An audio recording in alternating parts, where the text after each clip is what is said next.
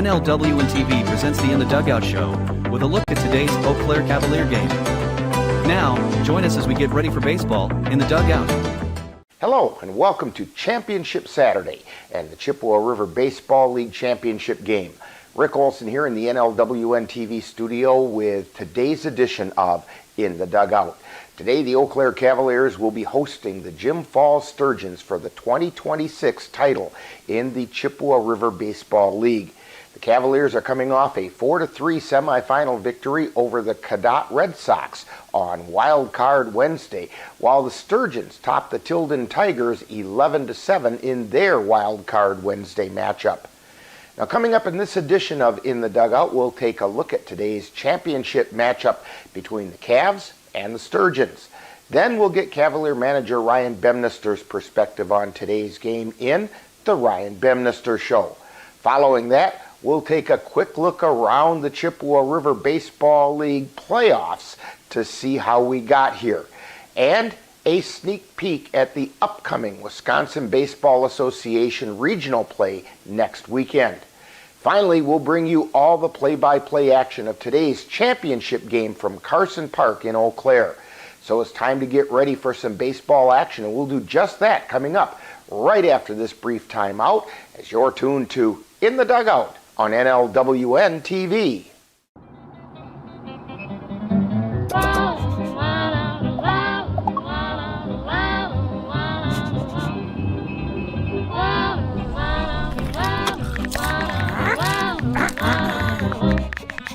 No, no, no. Turn it down. Turn it off. Get a hand. Lose the bells and whistles. Drive without distractions. Welcome back to In the Dugout. Very shortly, the Eau Claire Cavaliers will take on the Jim Falls Sturgeons in the Chippewa River Baseball League Championship game from Carson Park in Eau Claire. Now, on Wednesday, the Cavs punched their ticket to this game with a victory over the Cadott Red Sox, while the Sturgeons topped the Tilden Tigers to earn their appearance in this game. In the Cavaliers' wild card game against Cadott, the Cavs' bats had timely hitting, speed, power, and the willingness to sacrifice to lead to the win. Leading the way at the plate for the Cavs was Caden Erickson, who went 2 for 4, including a double and a run scored. And there's a shot out into right field. It falls in for a base hit. Erickson rounds first. He's heading to second, and he's going to be in safely with a double. Sam Knickerbocker also went 2 for 4 and drove in the first run of the game. The pitch. Runner goes, ground ball through the hole out into left field, and it's a base hit. They caught Kine going to cover the runner, and Knickerbocker hit it right back through the hole. So the Cavs draw first blood, 1-0. Xavier Bemnister went 1 for 3 with a double and a run scored. And the pitch. There's a shot out into right center field. It's going to fall in for a base hit. Rounding first, he's heading towards second, and in safely is Bemnister with a double. Riley Gopinski scored a run and had 2 RBI while going 1 for 4, but that one was a big one with a home run to left field in the 4th inning. And Gopinski gets a piece of it. Going into left field, going out of here. A 2-run homer for Riley Gopinski. Also scores Aiden Pankratz, and the Cavaliers lead 3-0. Logan Hesselman drove home the eventual winning run in the 8th inning with a sacrifice fly to left. And delivers. There's a fly ball out into the outfield. That could score a run. Waiting for it. Here comes Erickson. Here comes the throw to the plate. Erickson comes in to score. So Hesselman delivers a sacrifice fly, and the Cavs go back on top. Leading the way on the mound for the Cavaliers was Andrew Milner, who went 7+ innings, allowing only 2 earned runs, scattering 8 hits and striking out 9. Picking up the win in relief was Aiden Ecker, who pitched the 8th and 9th scoreless innings and only giving up 1 hit while striking out 3. Now the Jim Falls Sturgeons come into the playoffs with a Chippewa River Baseball League record of 13-7, and they finished in 3rd place in the CRBL North. They're coming off an 11-7 wild card win over the Tilden Tigers on Wednesday. The Sturgeons and the Cavaliers met for a doubleheader back on June 7th, with the Cavaliers winning Game 1 5-3 and the Sturgeons taking the nightcap 2-1. The Sturgeons seem to have found their rhythm and are peaking at the end of the season. They're being led at the plate by Braden Hageman, who's swinging the bat at a 400 clip by going 16 for 40 with a pair of doubles. He's being followed by Carson Bovey, who's also hitting 400 by going 14 for 35. Bobby Soren at 340, Mason Tester at 313, Colton Turner at 310, and Carter Stelter at 308 round out the Sturgeons hitting 300 or better. On the mound, the Sturgeons are being led by Jackson Google, who has a 5-0 record and a save with an ERA of 0.88 in 41 innings pitched. Right behind him is Isaiah Hendricks, who has pitched 12 2/3 innings with a record of 1-2 and compiling an ERA of 2.13. Brady Smith, Will Jacobson, and Brady Johnson each have picked up multiple wins for the Sturgeons. Following Wednesday's victory, the Cavaliers are being led at the plate by Sam Knickerbocker, who's sporting a .512 batting average, including a team-leading 22 RBI. He's being followed by Xavier Bemnister at 346 with 3 doubles, 20 runs scored, and 14 RBI. Right behind him is Trenton Palmer, who's hitting .333 plus a team-leading 15 bases on balls. Caden Erickson at 305, Logan Hesselman at 303, and Trent Cornell at 302 round out the Cavaliers hitting 300 or better. Now riding just below the 300 mark is Aiden Pankratz at 286. On the mound, the Cavaliers are being led by Aiden Ecker, who has a record of 2-1 with 3 saves and an ERA of 0.00, as he has yet to allow an earned run in his 23 2/3 innings of work. He has struck out 26 and only walked 2. He's being followed by the workhorse for the Cavaliers, Andrew Milner, who has an 8-0 record, along with a save in 63 1/3 innings pitched, including 3 complete games, compiling an ERA of 2.13 with 72 strikeouts. Mason Yarrington has a 3-2 record with an ERA of 3.53, while Eli Rathke has a 2-2 record. Laydell Torres is 1-1 with a save. James Schutte is 1-2 with a save, and Blake Bemnister has a record of 1-0. Now coming up next, following this timeout, we'll get manager Ryan Bemnister's perspective as we chat with him on The Ryan Bemnister Show. You're tuned to In the Dugout on NLWN-TV. We come from a long line of farmers, and there's a sense of pride, but there's also a significant amount of pressure. Farmers have to take care of their physical and their mental health, because what's a farm without a farmer? Watching the sun come up, that's my time. I can have a cup of coffee, and every day's a new opportunity. That's cool. Your hand's gotten so big. Yay! Don't forget to check in on yourself. Love, your mind.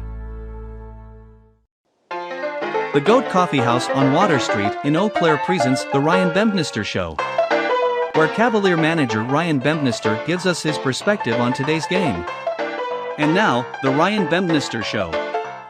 Well, here we are again at the Goat Coffee House on Water Street in Eau Claire, talking with Cavalier manager Ryan Bemnister. And Ryan, today the Cavaliers are going to try to claim their second Chippewa River Baseball League title in 3 years. Before we get to that game on Wednesday, the Cavs earned the opportunity to play in this game when they defeated the Cadott Red Sox on Wild Card Wednesday. Fill us in on that game. It was a really fun game to play. I still haven't gotten my voice back from it. No, it was a competitive, probably the most competitive game we played all year long, and one of the most exciting and fun games we played. all year long. They kind of had our number the last couple of years in league play. They swept us out this year. We were a little shorthanded in that game, or those games, but we were fully loaded for Wednesday's game with Milner out there and a full roster there, and got some timely hits, some key hits, and some really, really good pitching. Well, Cavalier bats, you just mentioned it, found a way to put 10 hits on the board, including a pair of doubles and a home run. They say that timing is everything. Talk a little bit about the timeliness of the Cavalier hitting.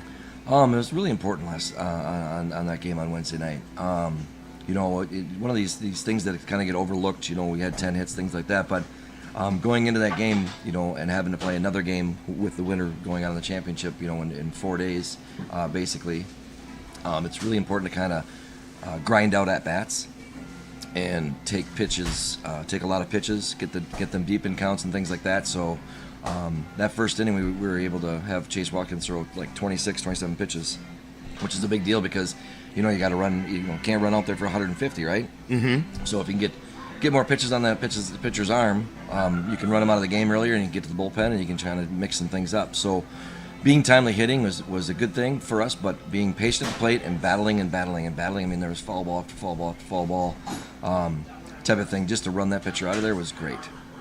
Now, I know that it sounds like a broken record, but Andrew Milner put the Cavs in a position to win with 7 solid innings. He allowed only 3 runs, and only 2 of those were earned runs, against a team that's basically a hitting machine. And let's not overlook the performance of Aiden Ecker, who picked up the win without allowing a run and keeping his earned run average at 0.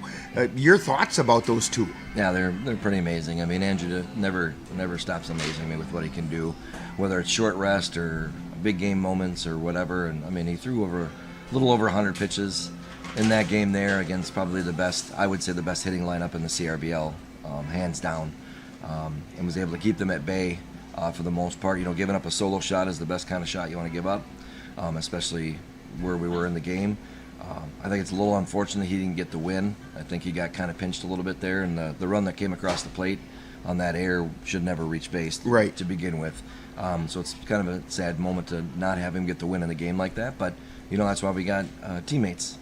So they come in and pick up where you left off and finish it out. So. And something tells me that the way Milner operates and basically the way the Cavaliers have operated all year, they really don't care real hard if they got the win or the loss as an individual. The team got the win or the loss. Yeah, it's 100%. Nobody cares about stats on this team. They're all great and fine and dandy, but they don't care. They just want to win games and they want to win championships. Can you talk a little bit about how that game on Wednesday exemplifies the quality of baseball that people should expect come playoff time when they watch Cavalier baseball? Yeah, it's actually when you watch any CRBL baseball. To tell you the truth, I mean, up and down this league is amazing on competitiveness and strength and the ability to play baseball. It's just awesome to see these guys play on a daily basis. I get to see it, up close and personal type of thing. But I mean, you come out to a Cav game and you're going to see maximum effort from everybody out there. It's going to be a lot of fun. Those guys always stay loose, always have fun. They play that way, and I think that's kind of a model to teach everybody. It's a game. Have fun doing it, and if you're not having fun doing it, then don't do it anymore. Exactly. Now, earlier this week, before we get to today's game, the Chippewa River Baseball League held a meeting where all league awards were announced, and the Cavaliers came away with some hefty hardware. I know we talked about this during Talking Baseball following the game a little bit, but can you run through some of those awards the Cavaliers picked up? Yeah, I think in total we took 7 awards home, which included the self-championship trophy. We got a Gold Glove winner in Logan Hesselman, which you saw what he did on Wednesday. There's no doubt that he should have got it. You got an honorable mention, all-conference, and Xavier Bemister. That'd be his 3rd honorable mention. I think he's going to break through sooner or later. He just has some bad luck with that. But you had, again, it's a no-brainer with Andrew Milner. In fact, he was a unanimous selection. He was a unanimous selection for pitcher, yep. You had Caden Erickson over at shortstop, got all-conference. You had Sam Knickerbocker, got all conference for catcher. I mean, I think he batted 530 something in league this year. That was an easy one too. It was weird that one. I don't think that was a unanimous one or not, but then he also won league MVP, which is a really cool thing to get for him. And that's the first league MVP, and it's well deserved. Now today the Cavaliers are going to take on the Jim Falls Sturgeons in a battle for the championship of the Chippewa River Baseball League. Sturgeons have been climbing the last couple of years and may have snuck up on a few people this year. The Cavs and the Sturgeons split their doubleheader earlier this season, but that was then and this is now. Talk a little bit about how these two teams match up. Well, they match up really well. Pete's got that team rolling really well, man. They're a fun team to play. It's a good atmosphere when they're around. I'm so happy for Jim Falls. I mean, it's just they've been on that cusp. We always talk about pitching. They finally got some pitching out there where they can string together some games, and they did that this year, and they got on a roll. And just like us, they were able to have some tiebreakers to get in the playoffs. And you never know when you have a team like that it really has nothing to lose because they've never been there before. It can be very dangerous, and their hitting is good. Pitching's really good this year. They had a all-conference pitcher too over there, which he was able to throw against Tilden and shut those guys down. So they're fun. They're hard. They're a hard team to play. It's going to be a great matchup. Excuse me. Well, the Cavalier pitching staff had two really solid performances on Wednesday. So who's getting the call today? Ecker. We kept Ecker's pitch count down. It's basically just like a bullpen for him. When he threw there, finishing out the 8th and the 9th, I think he only threw 20-some pitches or so overall. So he'll get the start. Mason's going to be right there in relief. He knows what his job is, to come in and finish things out if we need it to happen. We'll have Shooty back from his pitching or his coaching down in Beloit. And Andrew Milner already said he can give me a couple. So we should have 4 or 5 guys. Andrew Milner can always give you a couple, at least in his heart. He texted me after the game. He's like, "I'm good to go on Saturday." I'm like, "No, okay." All right, man. At some point, you got to stop being Superman. Let's let somebody else do this stuff. Yeah, so we're gonna give the ball to Eck. Give him another start. We saw what he did in Augusta. We can hope he does the same thing here against Jim Falls. Well, Ryan, good luck on today's game. Hopefully, the Cavaliers can earn that second CRBL trophy in the past 3 years. Hope so. You've been tuned to the Ryan Bempnister Show, presented by the Goat Coffee House on Water Street in Eau Claire, with Cavalier manager Ryan Bempnister's outlook on today's game. Stay tuned. More of In the Dugout is coming right up.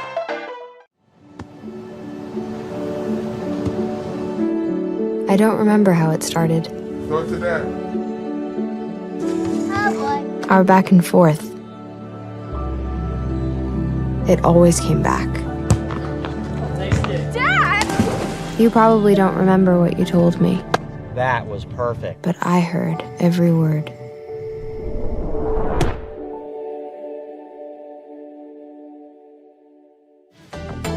Welcome back to In the Dugout.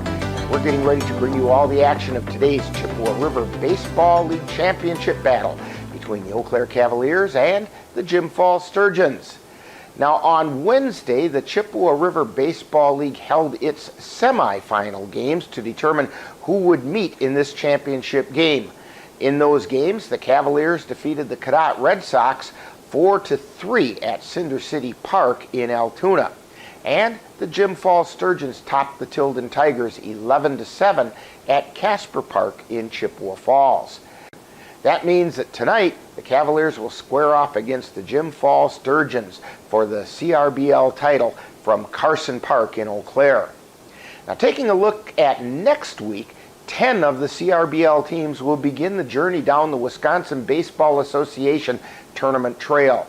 The WBA has tournaments in Division A and Division B. Each division has 4 regional sites with 2 pools at each site.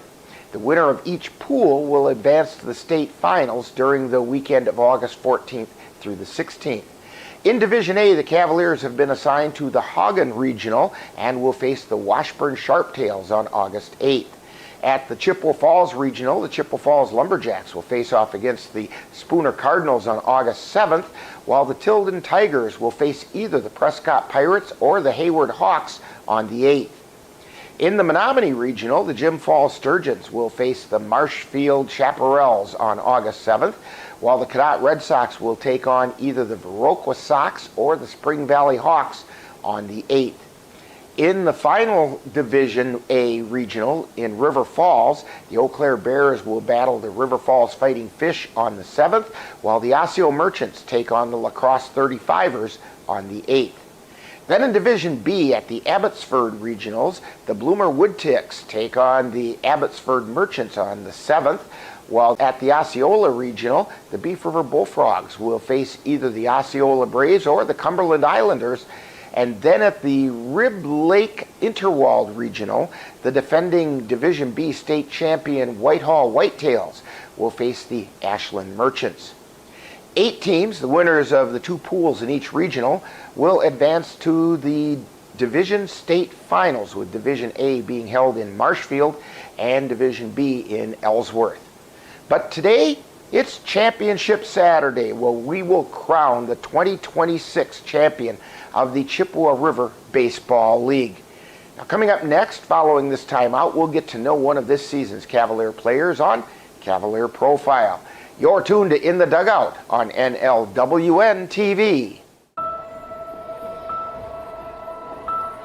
Some people judge a book by its cover, and if you're not what people are looking for, you're kind of like a reject.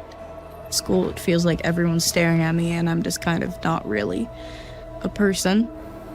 It just feels hard today. Nobody was listening to me. And I'll try to understand me more, and I'll try to do the same. Listening is a form of love. Find ways to support your kids at sounditouttogether.org. Time now to get to know a Cavalier player on Cavalier Profile. We'll get to know a little better who plays on this year's Eau Claire Cavalier baseball team. And now, Cavalier Profile. Today on Cavalier Profile, we're talking with Andrew Milner. And Millie, tell us a little about yourself, where you grew up, the different levels of ball that you've played, and so on. For sure. So I grew up in and around Eau Claire. Played Little League with the Nationals, played with Hobby a bunch, which is pretty cool.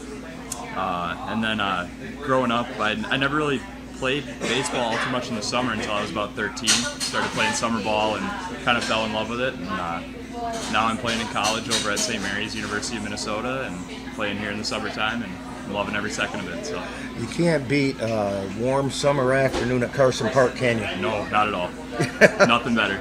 So when not playing baseball, what are some other things that keep you interested or occupied? Yeah, my family's got land up north, so we like going up there a bunch to fish. Me and my dad are huge fishermen, so if I'm not on the ball field anywhere, I'm usually fishing or in my room playing video games if the weather doesn't allow for it. Are you part of that sport of 1,000 casts, going after the big muskie, or are you going after the panfish for dinner? I'm not too big into fish with teeth, so I'm more of a sunfish or a largemouth, smallmouth bass kind of guy.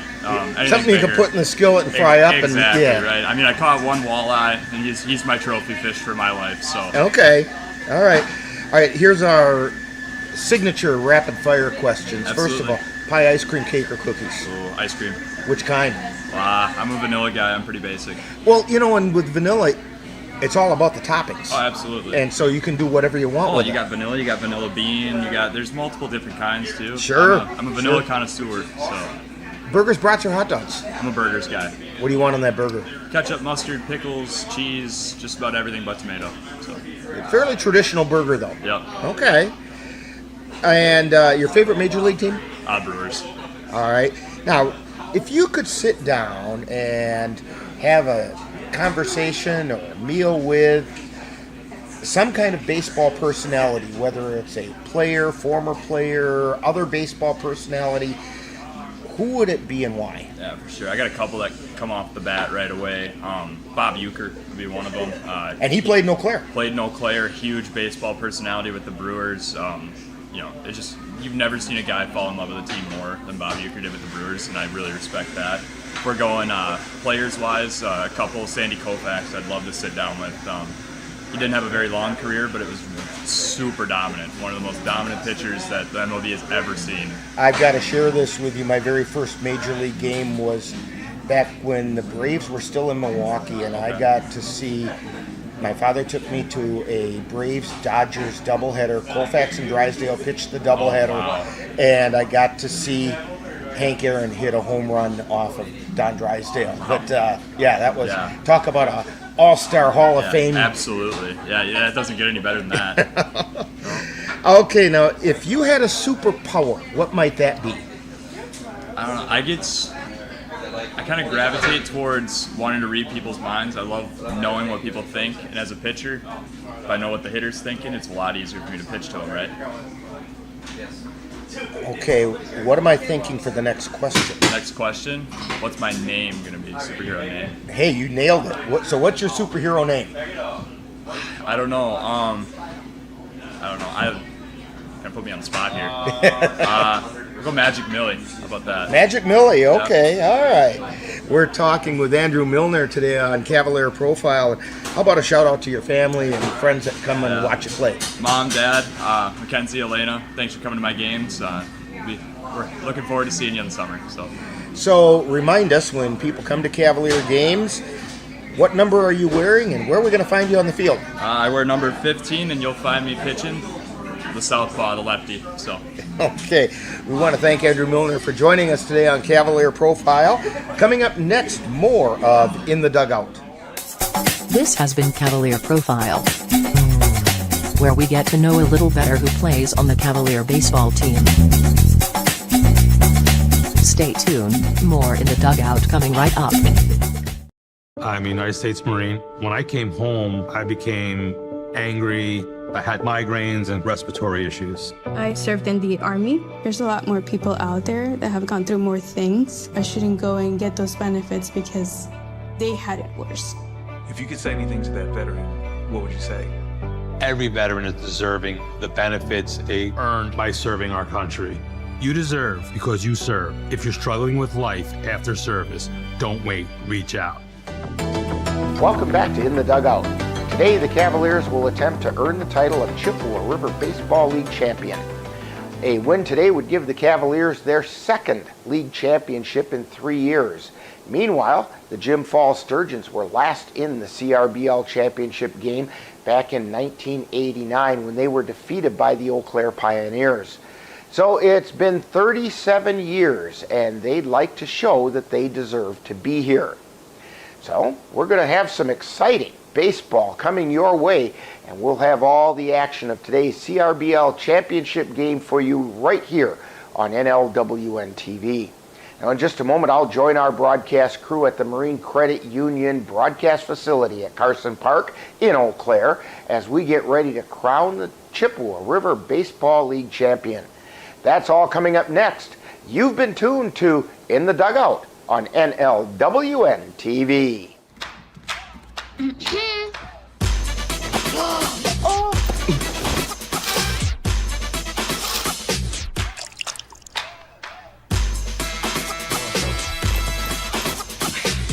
You're not going to get it all right. Just make sure you nail the big stuff. Mama! Like making sure your kids are in the right seat for their age and size. Get it right at nhtsa.gov/the-right-seat. You've been watching the In the Dugout show with a look at today's Eau Claire Cavalier game. Stay tuned! Coming up next is live Eau Claire Cavalier baseball. When tech goes on the fritz and frustration kicks in, Sladen's technology where you trust he can. From nowhere to backups, we've got what you need. Call us up, we'll plant the seed. Sladen's on the way, your heroes in disguise. For businesses large and small, we're the ultimate prize. 715-864-2833, get the IT help you desire. Call 715-864-2833 today.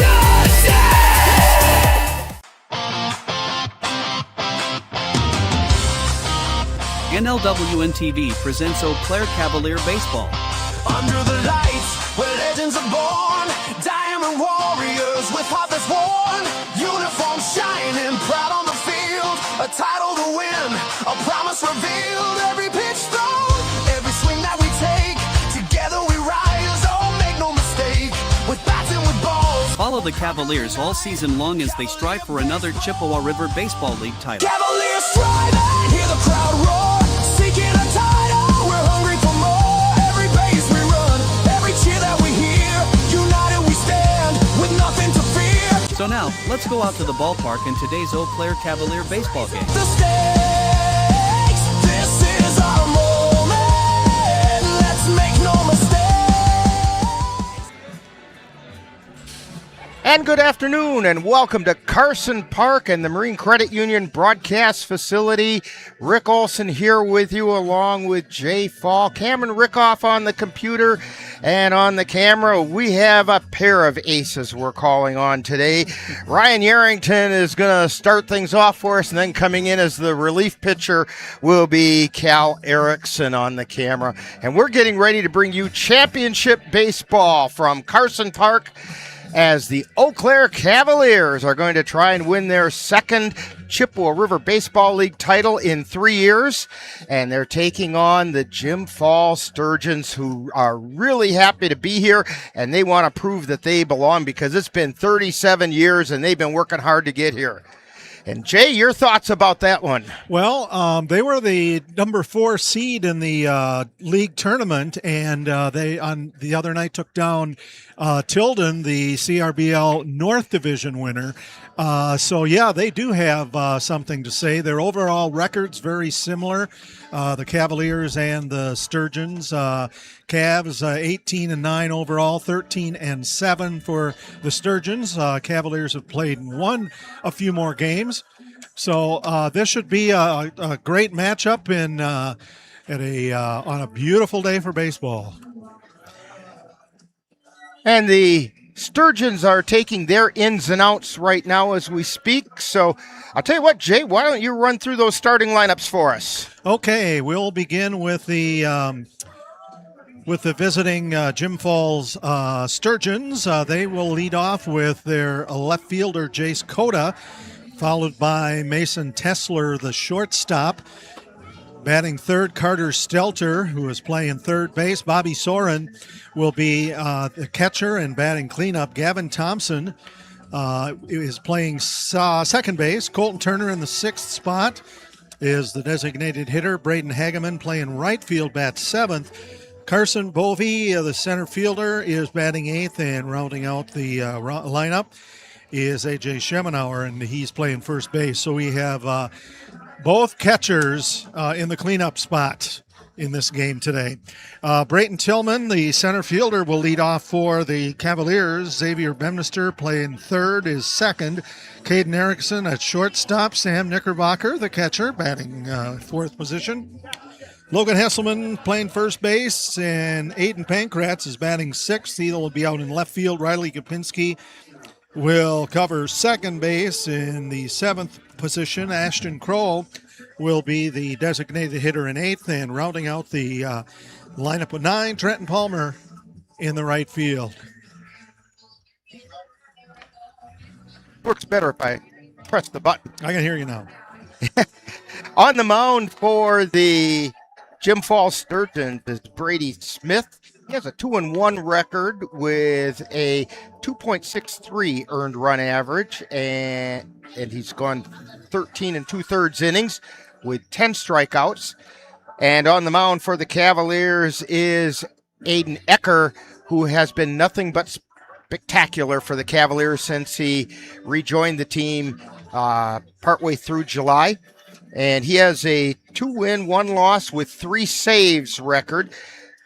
The most impressive part is his earned run average is 0.00 in 23 2/3 innings pitched, and he has 26 strikeouts. He picked up the win on Wild Card Wednesday.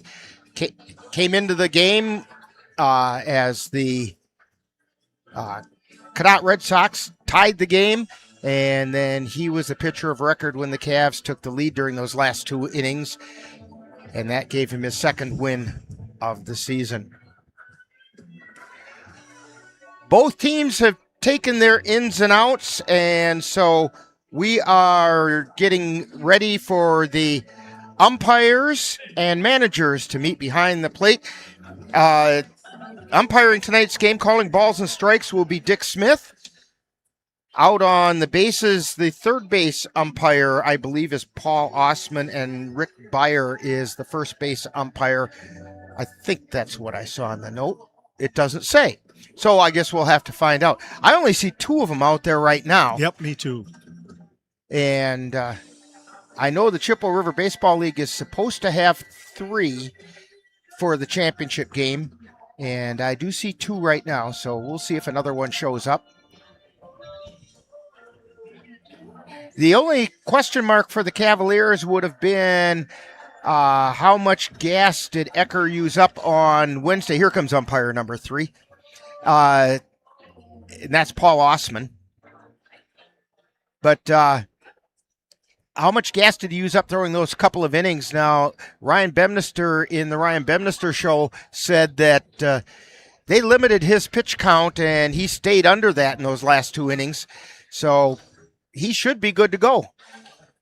He also said he's got a pretty good contingent of relief help, that basically he's got the kitchen sink unplugged down there in the dugout and ready to go as well, if necessary.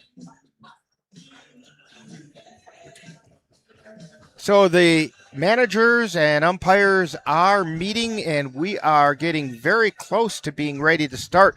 We'll turn things over to Steve Kent and his announcements in just a moment, as soon as they're done talking down around home plate. It's not like any of these guys aren't familiar with Carson Park, except maybe Jim Falls. They're going through some of the details with them. These umpires have called a lot of games here at the Carson Park Baseball Stadium. This is one of those cross-promotional days between the Cavaliers and the Eau Claire Express. Cavaliers are playing this game scheduled to start at 12:30, and I think we're pretty close to that. And the Express are scheduled to play tonight at 6:35. So, and if a person comes to this Cavs game and gets a ticket, you get a general admission ticket for the Express game at no additional charge. And so, yeah, it's a good chance to spend a day at the ballpark. And it's a beautiful day at the ballpark. Jay, do you have that information? I do. 79 degrees, north winds 4 to 6 miles an hour, 59% humidity. And that's exactly what we look for. Let's turn things over to Steve Kent. 13-8 Chippewa Sturgeons. And your very own South Division champion, 13-8 Eau Claire Cavaliers.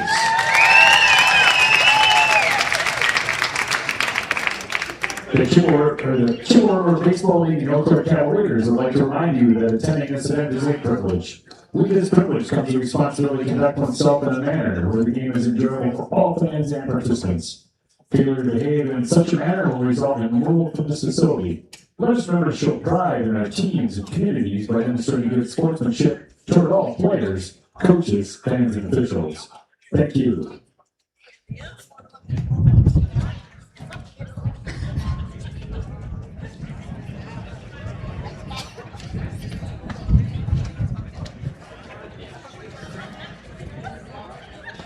As a friendly reminder, Carson Park Baseball Stadium is a non-smoking facility. If you must smoke, we ask that you please leave the stadium. Again, there is no smoking in Carson Park Baseball Stadium. Thank you.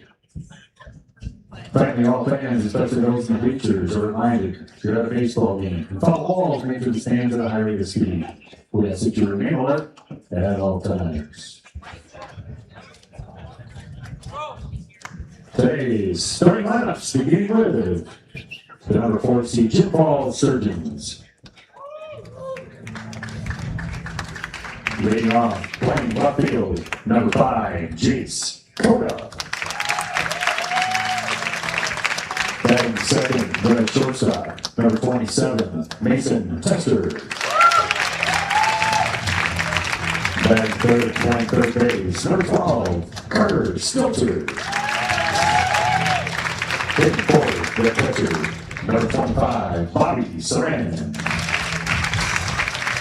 Batting fifth, playing second base. Number 41, Gavin Carson. Batting sixth, the designated hitter. Number 18, Colton Turner. Hitting seventh, the right fielder. Number 38, Braden Hackman. Batting eighth, playing center field. Number 36, Carson Bowden. Batting ninth, the first baseman. Number 15, AJ Shinar. And pitching for Jim Balls, number 43, Brady Smith. The Sturgeons are ran by Peter Stoller.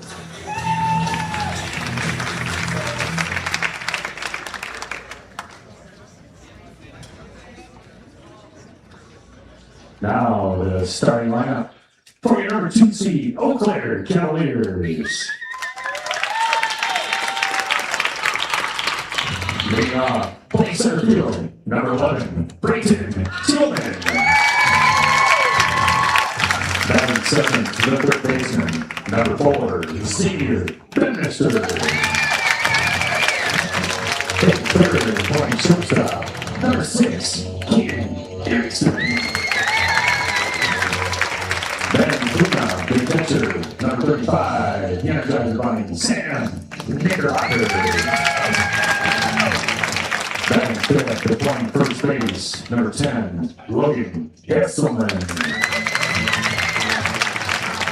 Batting sixth, the left fielder, number 2, Ian Pankratz. Hitting seventh, the second baseman, number 13, Riley Ivitsky. Batting eighth, the designated hitter, number 28, Ashton Cole. Batting ninth, the right fielder, number 22, Trenton Barr. Pitching for Eau Claire is number 12, Aiden Ecker. Cavaliers are managed by Copyright Ryan Benister. He is assisted by Brian Meyer and Rhino Ryan Page. So we want to welcome to the officials for today's game. On the bases, Mr. Rick Byer, Mr. Paul Osmond, and behind home plate, Sir Richard Smith.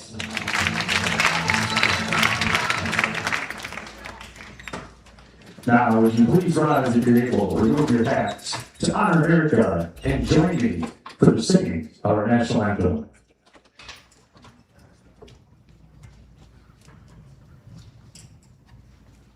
Oh, say, can you see by the dawn's early light what so proudly we hailed at the twilight's last gleaming, whose broad stripes and bright stars through the perilous fight for the ramparts we watched were so gallantly streaming, and the rocket's red glare, the bombs bursting in air, gave proof through the night that our flag was still there.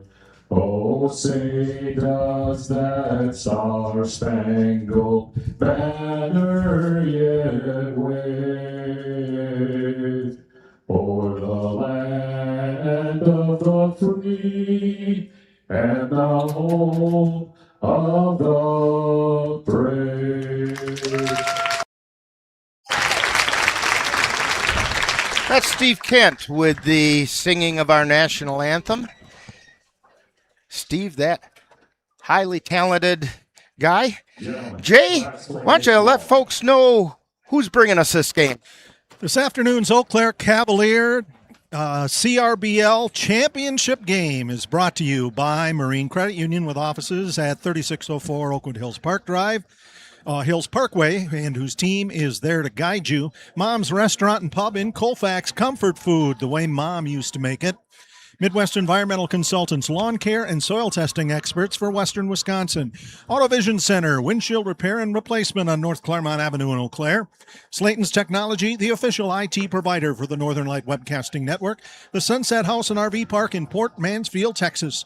Your best choice for your next hunting and fishing adventure. And the Chippewa Valley Museum, where you can connect with the roots of the valley right here in Carson Park. Be sure to thank these fine sponsors by doing business with them soon. They bring you Eau Claire Cavalier baseball here on NLWN-TV. And they've been with us all season long. And, you know, today is the championship game for the Chippewa River Baseball League, but it's not the end of the baseball season for us. Not at all. Next weekend, the WBA Regional, and again, the Cavaliers will be going up to the Hagen Ballpark.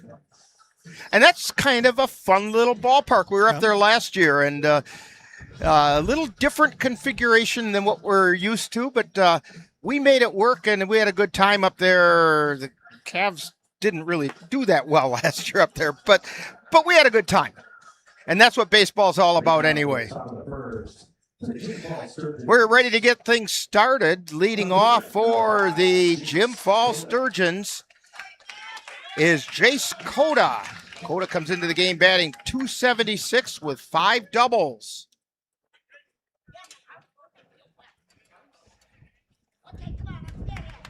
And the pitch. Strike called on the outside corner.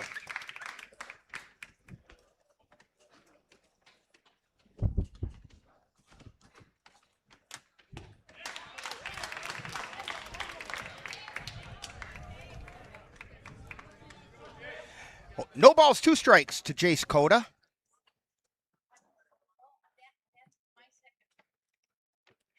And the pitch. That's high.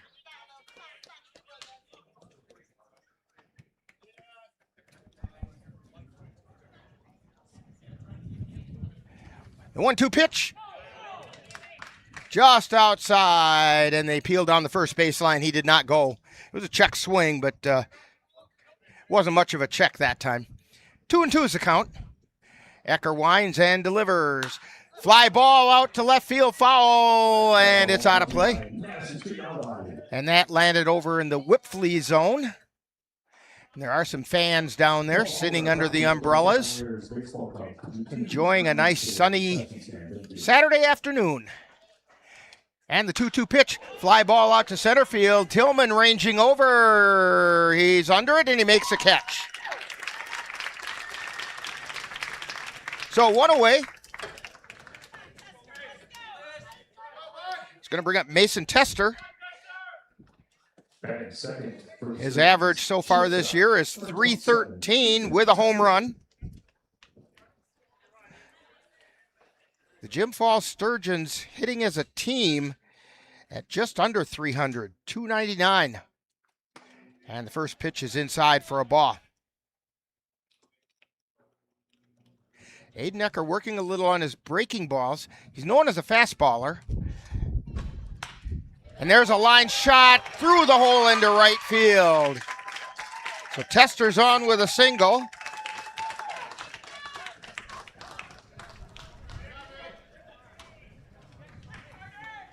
It's going to bring up Carter Stelter. Third baseman, number 12, Carter Stelter.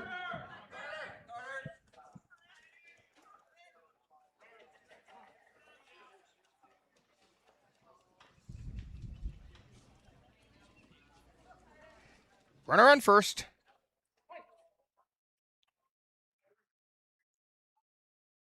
He takes his lead, and the pitch missed low and away for a ball.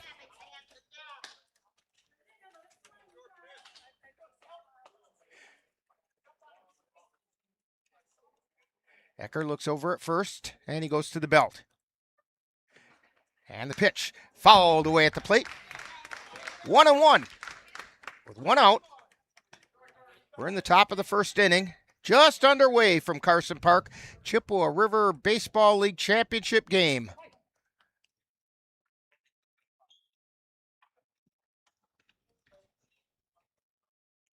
Ecker delivers.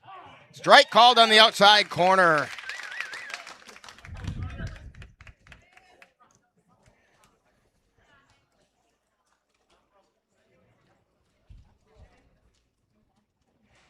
And the pitch. That's high and away.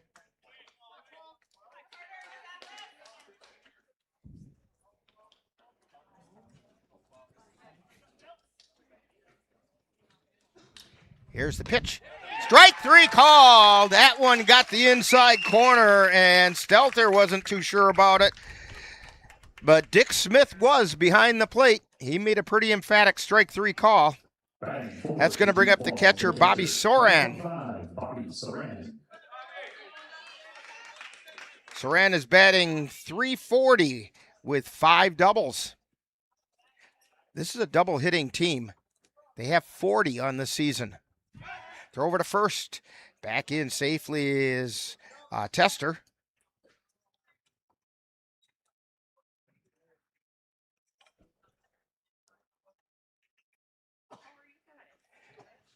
And that pitch missed outside. Cavs defensively, Bemnister's over at third. Erickson is at short. Kapinski at second. And Gold Glove winning Logan Hesselman is at first. Sam Knickerbocker behind the plate. Knickerbocker is the Chippewa River Baseball League Most Valuable Player. He was awarded that this last week. Out in the outfield, it's Pankratz, Tillman, and Palmer going from left to right.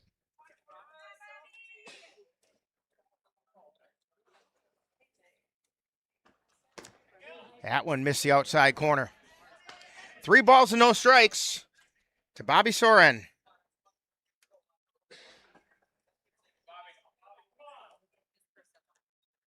Here's the pitch. That's a strike on the outside corner.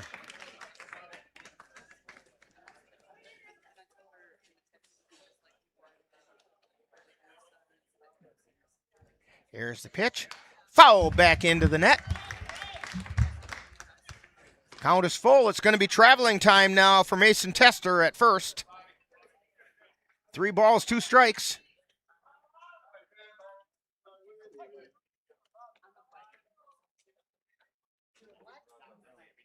Runner goes, and there's a shot out into right field for a base hit. And Palmer has a hard time picking it up. Rounding third, coming toward the plate. Now they've got the brakes on. And throw to the plate, and they've got him at the plate. A base running mistake that time by the Jim Falls Sturgeons.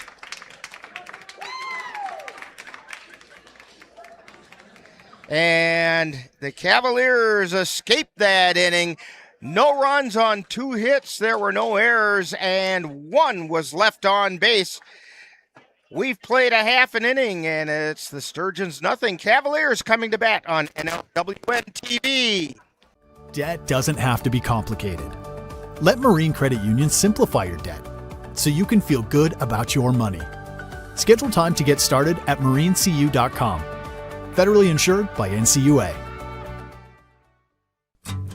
Honey, the kids are antsy. What can we do that will keep all of us entertained and won't break the bank? How about we take them to the Cavaliers game? Tickets are inexpensive, there's popcorn, hot dogs, and other baseball treats, and great baseball action. That's right, Eau Claire Cavalier Baseball, your best choice for affordable family entertainment. Check out the schedule at www.eauclaircavaliers.org. Marine Credit Union is rewarding you for making on-time loan payments with our My Loan Rewards program. Take out a loan, open a checking account with a qualified direct deposit, and get money back. Chart your course. Get details at marinecu.com. Federally insured by NCUA. Back here at Carson Park, heading into the bottom of the first inning. Cavs escaped that top half of the first inning without giving up a run on a wild play to end the inning. It started with Trenton Palmer not able to find the handle on the base hit, but when he did, they sent the runner Tester as he rounded third. They gave him the go signal, And Palmer's throw into the infield was right on the money, and Tester put on the brakes about halfway down the third baseline, and from that point on, he was dead meat because the Cavaliers had him dead to rights. They threw the ball to Knickerbocker, who came back and laid the tag on Tester, and the Cavs got out of the inning. You got to take advantage of chances like that, Jay. Yep, you do. Now if they can make him pay. Brayton Tillman at the plate. And the pitch is high and away for ball one from Brady Smith. Tillman batting .275. That includes 7 doubles.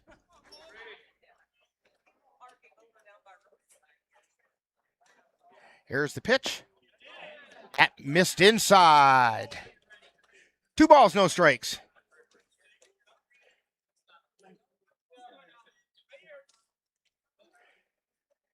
Smith into his wind and the delivery inside.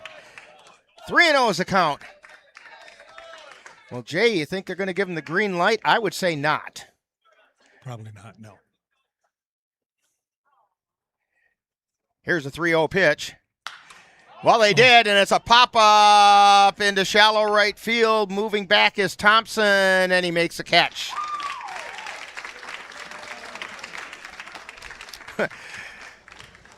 They should have asked us. Yeah. That's going to bring up Xavier Bebnister. Bebnister batting .346 with 3 doubles.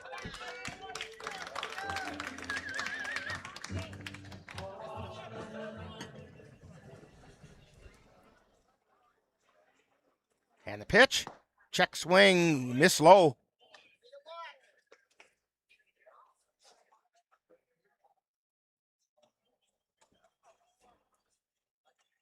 Smith into the wind. And the pitch. That's down low for ball 2.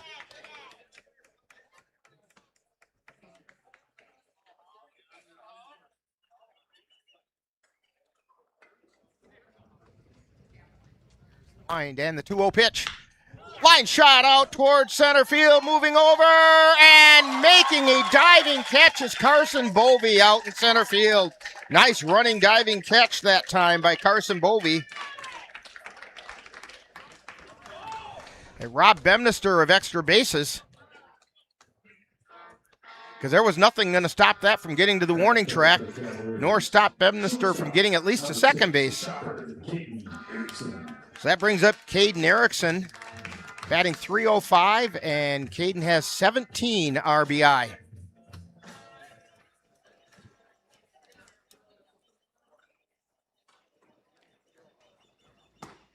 And that's a strike on the inside corner to Caden Erickson. 2 down, we're in the bottom of the first inning. Here's the wind and the pitch. There's a shot, soft one over towards second. Thompson with it, throws it to first, and Erickson beat it. Erickson beat it down to first base. Rick Byer said he's safe at first, and Erickson showed what hustle can do for you. That ball took a hop that took a lot of speed off it. Thompson's throw was just a hair late. Number 35, Sam Knickerbocker. So it brings up Sam Knickerbocker with his .312 batting average. 22 RBI. He's leading the team with that. And there's a strike on the inside corner.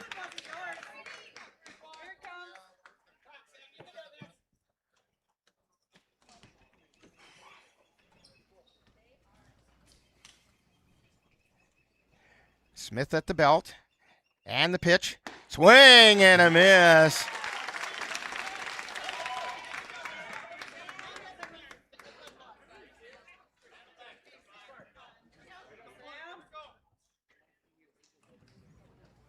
No balls and 2 strikes. 2 down. Runner goes. Ground ball over towards second. Thompson smothers it. Sends it over to first in time. So the Cavaliers end up with no runs on 1 hit. There were no errors and 1 left on base. We've played 1 inning. And it's the Cavaliers nothing and the Chippewa Sturgeons nothing on NLWN-TV. The Eau Claire Cavaliers would like to take veterans out to the ball game. That's right, as a thank you for your service, any veteran of the United States military can receive a lifetime pass for free admission to all Cavalier home games. Just come to Carson Park with your veteran identification, and the Cavaliers will issue you a free lifetime pass to all Cavalier home games. That's just the Cavaliers' way of saying thank you for your service. Auto Vision Center in Eau Claire, your source for auto glass repair and replacement. Their quality work comes complete with a lifetime warranty on workmanship. When it comes to windshield repair and replacement, Auto Vision Center provides mobile auto glass services with free estimates. So if your windshield needs help, call Auto Vision Center today. That's Auto Vision Center at 1631 North Claremont in Eau Claire. Call 715-834-5277. And we're back here at Carson Park, heading into the top half of the second inning. Due up for the Jim Falls Sturgeons, we have Gavin Thompson, Colton Turner, and Brady Hageman.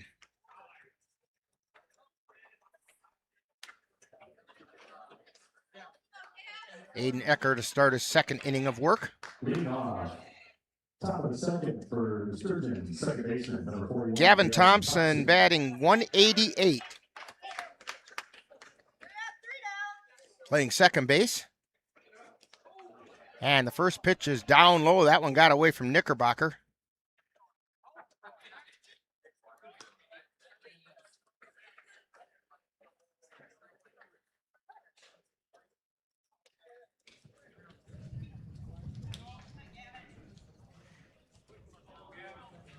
Here's the wind in the pitch. It's outside for a ball.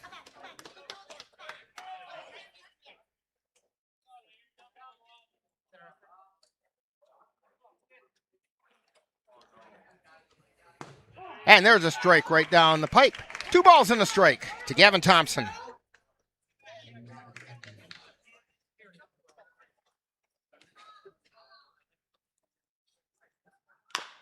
And there's a high hopper over towards first. Hesselman has it. Flip over to Ecker, and they got him. For those of you scoring at home, that's a grounder to 3-1 covering. Or on my scorebook, it says 3-1C.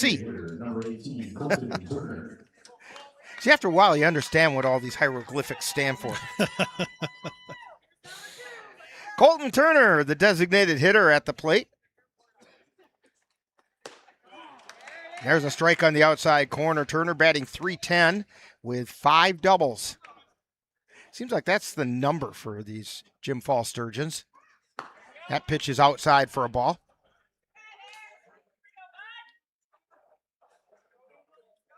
A ball and a strike. And there's a hard shot out into center field for a base hit. Turner, the designated hitter, got a designated hit. It's going to bring up Brady Hageman. Hageman batting .400 with a pair of doubles. Batting 7th for Jim Falls, right fielder, number 38, Brady Hageman. Hageman is 16 for 40. That pitch is low and in the dirt. Nice block that time by Knickerbocker.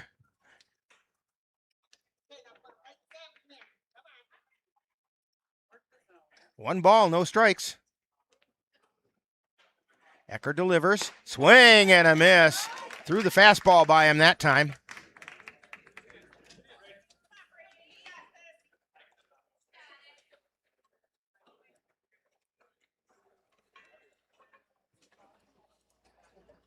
Here's the 1-1 pitch. That's a ground ball. Sounded like a broken bat over to Gopinski. Flipped to first in time. It did move the runner over. Yeah, picking up pieces of that bat. Lots of splinters of it. but it did move Colton Turner over to second. Number 36, Carson Bovey. So with 2 down, up steps Carson Bovey, who is also batting .400. He's 14 for 35.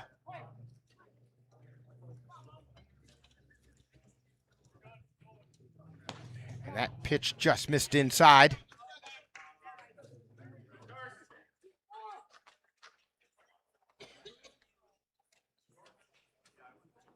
Here's the pitch. That's high for a ball.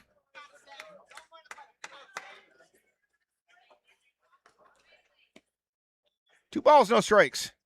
2 down. Ecker looks at second and now delivers. Swing and a miss, strike 2. Or strike 1. Getting ahead of myself.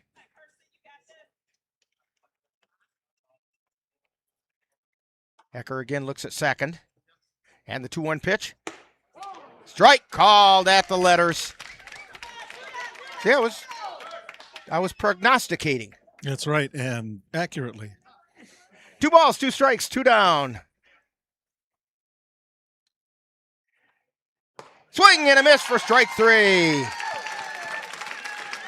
So that does it for the Sturgeons in the second. No runs on 1 hit, no errors, 1 left. And we've played an inning and a half. And we're still scoreless from Carson Park on NLWN-TV.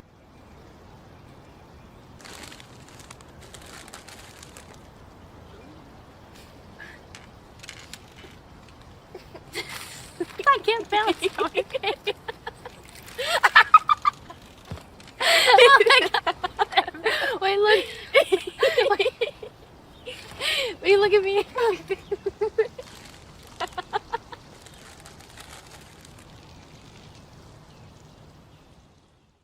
Mom's Restaurant and Pub in Colfax has just what you need when you have that craving for a home-cooked meal the way Mom used to make it. Mom's is open from 7 a.m. to 3 p.m. daily and until 9 on Fridays with a complete breakfast menu.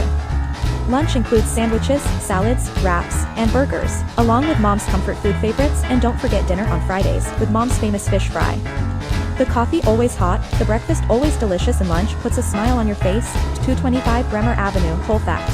Call 715-962-4617. That's Mom's Restaurant and Pub in Colfax. And we go to the bottom of the second inning. There it goes again. Second inning. It's back. Okay. Hey, it wouldn't be a game I was doing if I didn't mess that up somewhere along. Logan Hesselman, Aiden Pankratz, and Riley Gopinski are due up this inning. Hesselman leads the Cavaliers in home runs. He's batting .303, and he's got 3 round trippers on the season. And there's a strike on the outside corner from Brady Smith.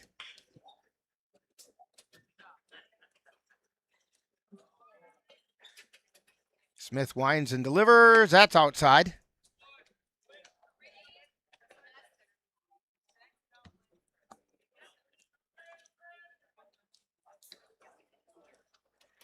Here's the wind and the pitch. High fly ball out into center field. Not very deep. Moving over and making the catch is Jace Cota.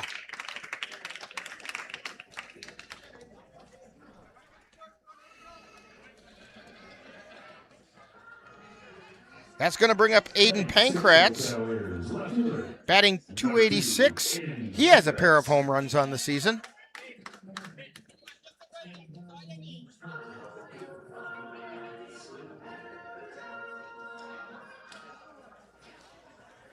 Smith into the wind and the pitch. That's a strike on the inside corner.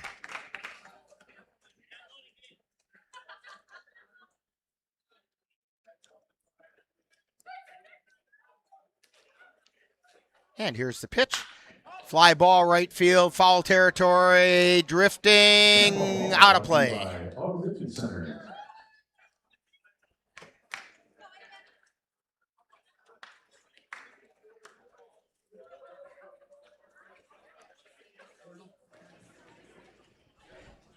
No balls and 2 strikes to Aiden Pankratz.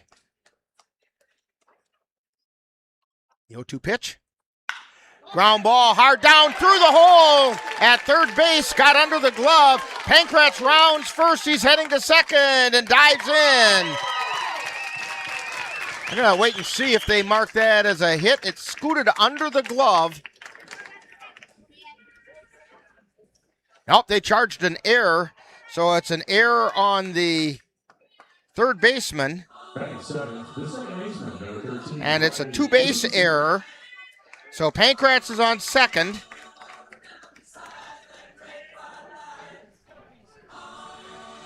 Riley Gopinski. He's batting 190, but one of his hits this year came on Wednesday in the wild card game when he homered over the left field fence. And there's a high pop-up in the infield, moving in and making the catch is Schemenauer for the second out.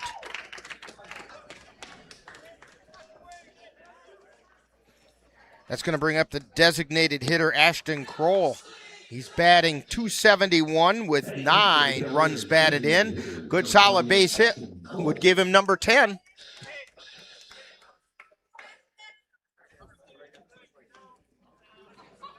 Pankratz with a pretty good lead at second. Bluffed to go to third. And there's a strike right down the middle of the plate.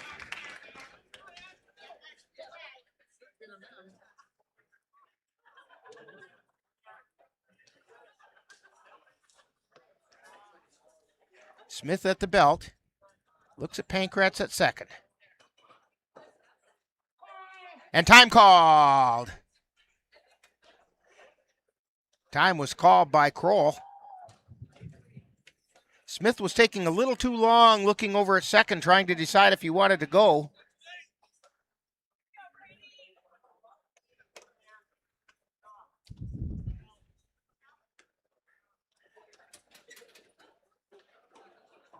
And the pitch. That's high for a ball.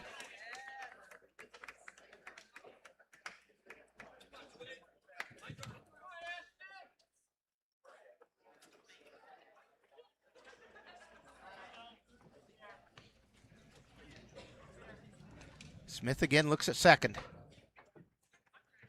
And the 1-1 pitch. High pop-up, foul territory, but it's in play. Moving back and can't make the catch was Bobby Saran.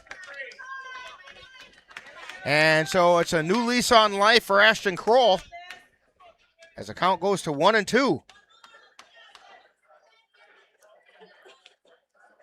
Fans, don't forget, as you're watching on YouTube, drop us a line. Join the chat.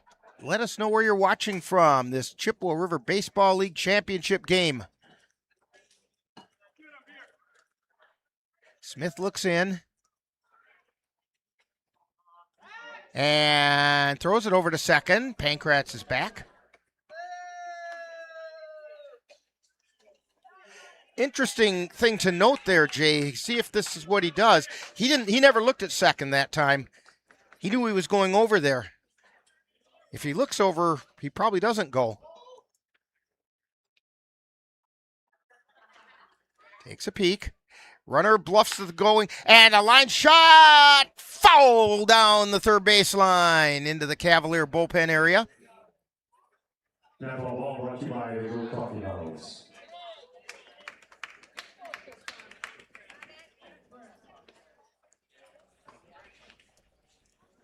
You can see Pankratz's tracks out there from the lead he's getting. He's over a third, if almost a halfway to third base on that secondary lead. Here's the pitch. There's a shot out into right field. Fair ball down the right field line. Rounding third and coming in to score is Pankratz. Going to second is Kroll.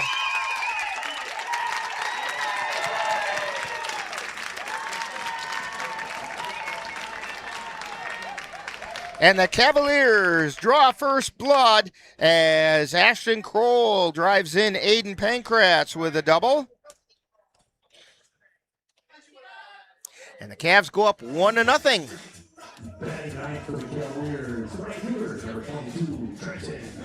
That brings up Trenton Palmer.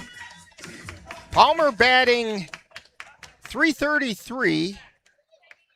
He also has 15 walks. He leads the team in that category.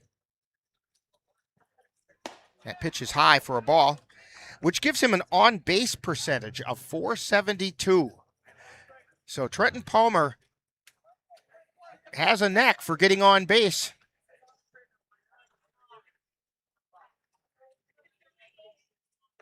Swing and a miss for strike one.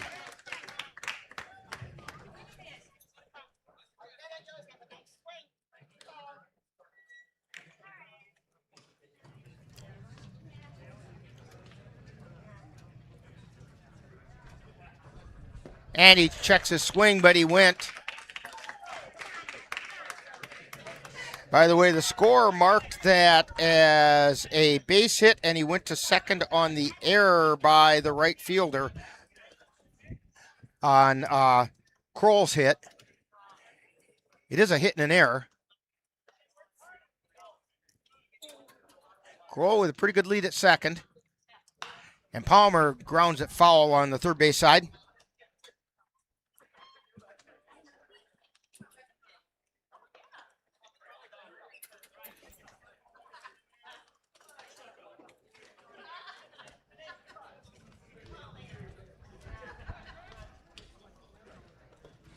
Mason Yarrington runs down to pick that ball up.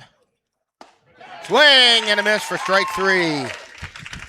So that'll do it for the Cavaliers in the second inning, but not before they pick up one run on one hit. There were 2 errors and 1 left on base. We have played 2 innings. And it's the Cavaliers 1 and the Jim Falls Sturgeons nothing on NLWN-TV. NLWN-TV is excited to bring you Eau Claire Cavalier Baseball. Join us Saturday, August 8th, as the Cavaliers journey down the Wisconsin Baseball Association Tournament Trail from Haugen, Wisconsin, when the Cavs take on the Washburn Sharptails. Coverage on NLWN-TV begins with the In the Dugout show at 11:30. That's Cavalier Baseball on Saturday, August 8th on NLWN-TV. Cavalier baseball, we're ready to fight! Get in touch with the roots of the Chippewa Valley at the Chippewa Valley Museum. Located in Eau Claire's Carson Park, with a mission of connecting people to their community and inspire curiosity. From reinventing the Chippewa Valley, a century of change in farm life, the Farmhouse Theater, along with the Wisconsin Logging Museum and Logging Camp. Also, the Chippewa Valley Museum features special temporary exhibits and traveling exhibits, as well as web exhibits. The Chippewa Valley Museum is open Tuesdays through Saturdays. Call for more information at 715-834-7871. This summer, the Chippewa Valley Museum introduces a new cemetery walking tour developed by Robert Goh and Greg Koch, and they will guide you through Lakeview Cemetery. There's just a few spots available for this historic tour on April 18th. For more information, call the museum, 715-834-7871. And we head to the top of the third inning, due up for the Jim Falls Sturgeons, A.J. Schemenauer. Then back to the top of the order with Jace Cota and Mason Tester.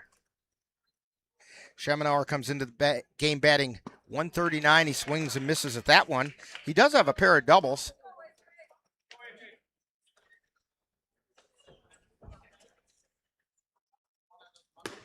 And there's a strike on the outside corner. He's 5 for 36, and 2 of those 5 are doubles. There's a ground ball over to third, fielded by Bemnister. Throw to first is in time. So 1 away. It's going to bring up Jace Cota. Cota flew out to center field his first time up. Jace Cota. It's going to bring Mason Tester on deck, who had an adventure out on the bases last time around. That one just missed the outside corner.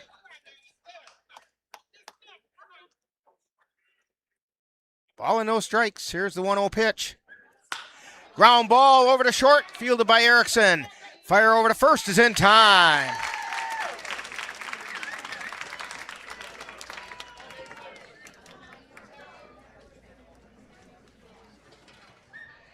That'll bring up Mason Tester. Tester singled to right his last time up, and then a running mistake, base running mistake, got him caught between third and home. And the first pitch is outside for a ball.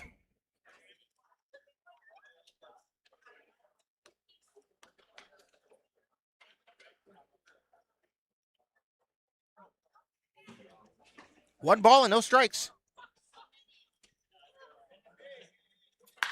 Line shot right into the glove of Xavier Bemnister. Goes in my scorebook as an L5. And 3 up, 3 down for the Jim Falls Sturgeons. No runs, no hits, no errors, nobody left on base.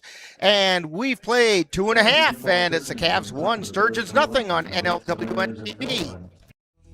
Sunset House Motel and RV Park in Port Mansfield, Texas, is your destination for your next fishing or hunting adventure. With 20 rooms available including condos and RV spots, Sunset House Motel and RV Park is the place where outdoor sports people stay when they're looking for fishing and hunting adventure. Sunset House Motel and RV Park is located only a few blocks from the dock and is within walking distance to all the local restaurants. Call them at 956-944-2182 to book your stay. That's Sunset House Motel and RV Park in Port Mansfield, Texas. Midwest Environmental Consultants, your partner and guide. From soil testing to landscapes, they cover it all. Lawn care and beauty, they're ready to call. With expertise in the ground, they'll analyze what's there. Call 608-468-2067 and let's get started. You deserve the best. Heading into the bottom half of the third inning, Cavs up by 1. 2 up for the Cavaliers. Top of the order, Brayton Tillman, Xavier Bemnister, and Caden Erickson. I want to give a shout out to Mary Roth, who's watching from North Dakota. I know we have some North Dakota folks down in the grandstand down below as well. Some folks from Grand Forks. Well, originally, they're from Eau Claire now, but they were originally from Grand Forks. So, Mary, welcome. And the first pitch is at the letters on the outside corner.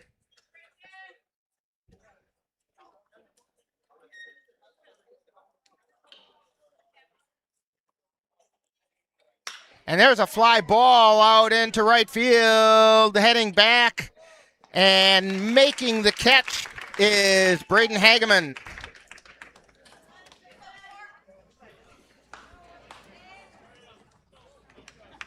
For a moment there, I thought that burned him, but a little too much air got under that one, and Hageman was able to get back and make the catch. So that brings up Xavier Bemnister, who flew out to center field on a diving catch out there by Carson Bovey. Otherwise, that had extra bases written all over it. And that first pitch is fouled back off the right side.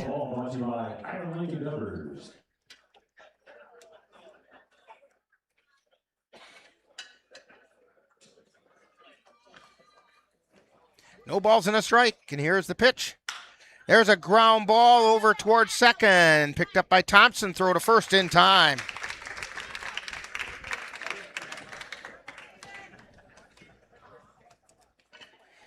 So with 2 away, up steps Caden Erickson. Beat out an infield hit his last time up.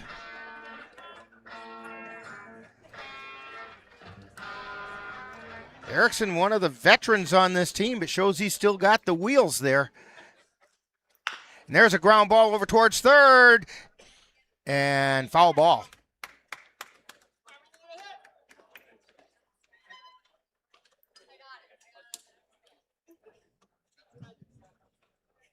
Carter Stelzer gave it a good look. That ball brought to you by Westside Bar Grill, official bar sponsor of the Eau Claire Cavaliers. Waiting for the ball to get retrieved. Out there, and Jace Cota fired it in and missed Ryan Bemnister by a long shot with it. Arms went out to the side. What's happening here? That pitch is low and away. Ball on a strike to Caden Erickson.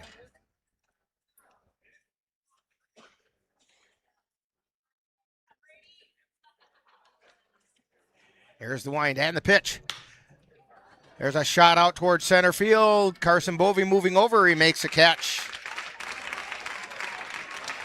So Cavaliers also go up 3 up, 3 down. No runs, no hits, no errors, nobody left on base. And we have played 3, and it's the Cavs 1, the Sturgeons nothing on NLWN-TV.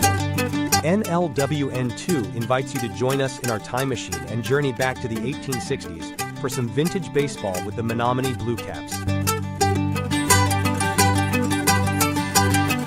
Our next broadcast will be on Monday, August 17th, as the Blue Caps will take on the Rum River Rovers, the Sand Creek Nine, and the St. Croix Steps from an old-fashioned county fair in Cameron, Wisconsin.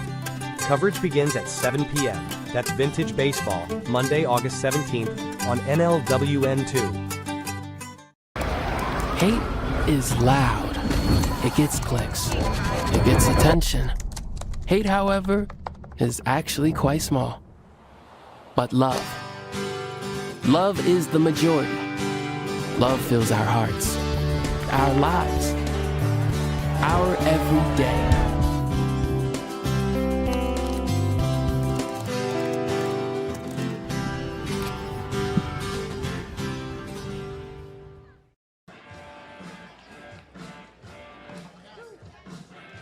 Back here at Carson Park, it's better, Jay, if I press the buttons. Yes, it does. We're going to head into the 4th inning, and so to take us through the middle innings of this championship game, here's Jay Fall. Thanks, Rick. We're in the Marine Credit Union broadcast facility at the historic Carson Park baseball field here in Eau Claire. As leading off for the Sturgeons is third baseman Carter Stelter. Struck out looking in the first inning. Cavs up 1-0. And that ball hit foul over the top of the Cavs bullpen and the umbrellas out there. Made some people in the umbrellas duck, though. Yeah. Well, Steve tells them, you got to be paying attention. So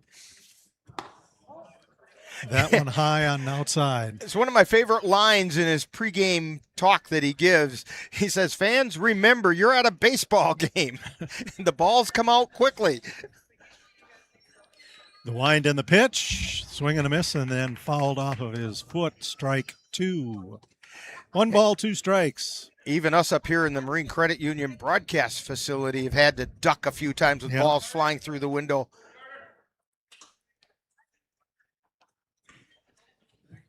And Ecker delivers, and that pitch hit down foul in front of the Sturgeons dugout.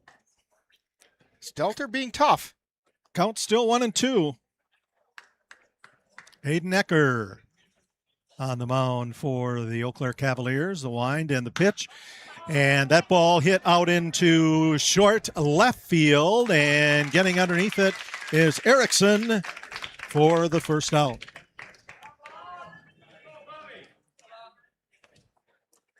So Bobby Soren, the catcher, is the and he got on by fielder's choice in the first inning. Well, actually, he had a solid base hit, and that's the one where Tester got caught halfway between third and home. Yep.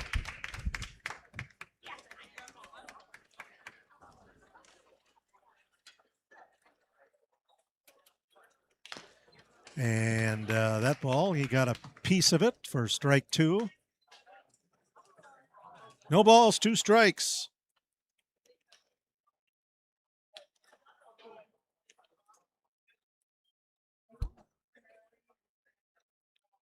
Hayden Ecker delivers. That ball popped up toward first base. Underneath is Hesselman for out number 2. Brings up the second baseman, Gavin Thompson, who grounded out in the first base area. That's why Hesselman is a Gold Glove first baseman. Coming in and making that play. Ecker delivers, check swing, and going to strike. He tried to check his swing, and Dick Smith said he went.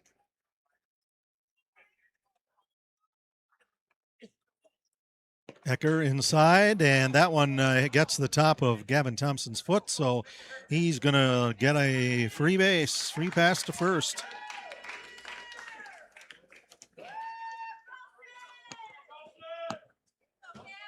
That's the second batter this season that Aiden Ecker has hit with a pitch. That one, when he came out of the batter's box, looked like it stung a little bit. Yeah. So Colton Turner, the designated hitter, is up now. He had a base hit out to center in the second inning when he batted last. Thompson on first. Ecker checks over toward first. Up high, delivers that ball. Hit over to Erickson, to Kapinski for out number 3. So in the top of the fourth inning, there were no runs, no hits, no errors, and 1 left on base. Score at the end of 3.5 innings. Eau Claire Cavaliers 1, Jim Falls Sturgeons 0 on NLWN-TV. When you have that craving for a home-cooked meal the way Mom used to make it, rest assured, you can still get that meal by going to Mom's Restaurant and Pub in Colfax. Mom's is open daily, serving breakfast and lunch, and don't forget dinner on Friday nights with Mom's famous fish fry. The coffee is always hot, the breakfast is always delicious, and lunch will put a smile on your face and in your stomach.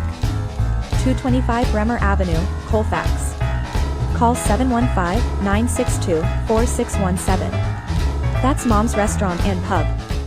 In November of 2018, our daughter Jana passed away.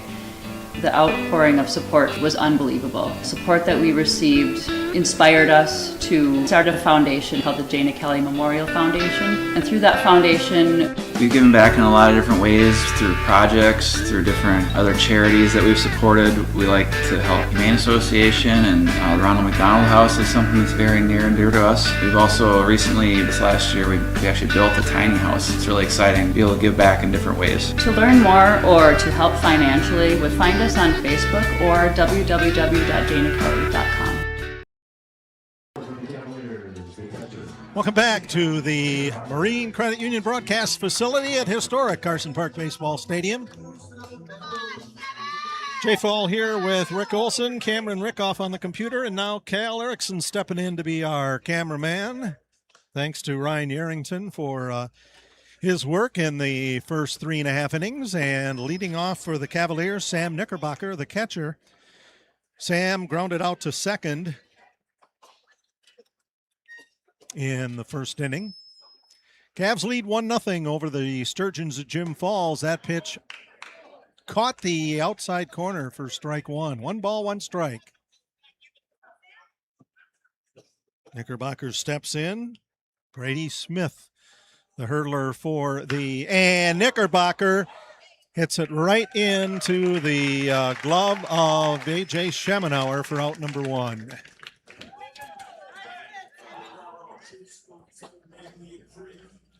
So Logan Hesselman now comes to bat. He's the first baseman, and he flew out to left field.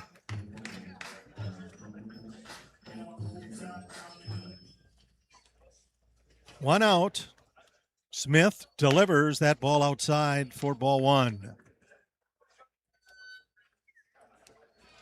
Cavaliers had their run in the second inning. Aiden Pankratz came in on a base hit and an error, and that ball also outside for ball 2.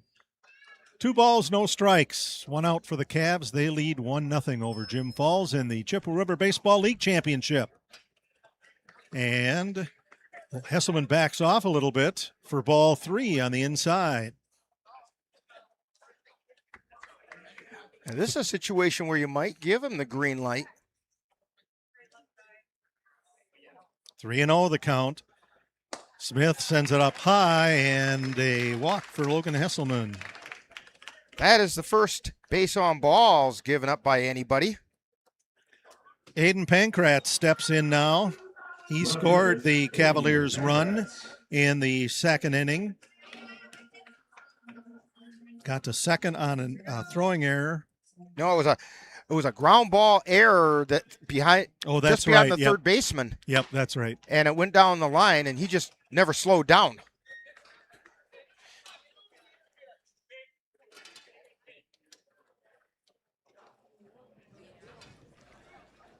Smith checks over to first.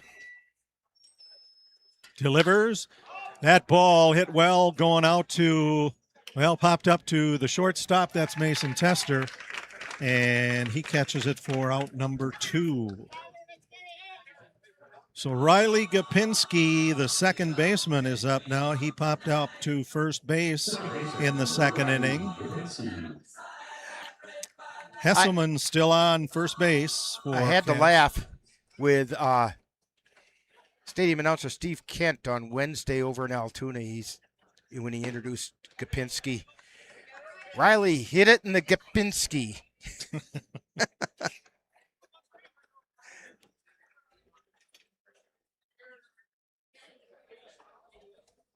Smith delivers. That ball hit to the out into that center field base hit.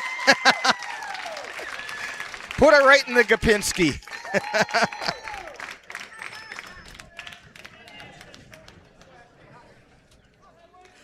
So Cavaliers have 2 base runners with 2 outs. And stepping in now is Ashton Kroll, the designated hitter. He had a base hit, got to second on a throwing error from first. That base hit was right down the first base line. That ball right down the middle for strike 1. Then it was mishandled out there by the right fielder. Should let him go to second base and drove in the run. Brady Smith checks Hesselman at second. Wind and throws that one inside for ball 1. 1 ball, 1 strike.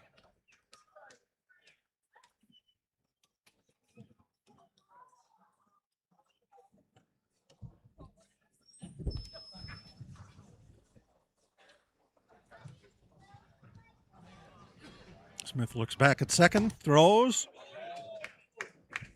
Check swing. Ball. He did a really nice job of holding the bat, and the Sturgeons wanted it appealed, so they did send it down to Rick Byer at first base, and he said, no, he didn't go. He froze it right up there in plain view. Smith checks, and that ball dribbled over to third base. The throw to first.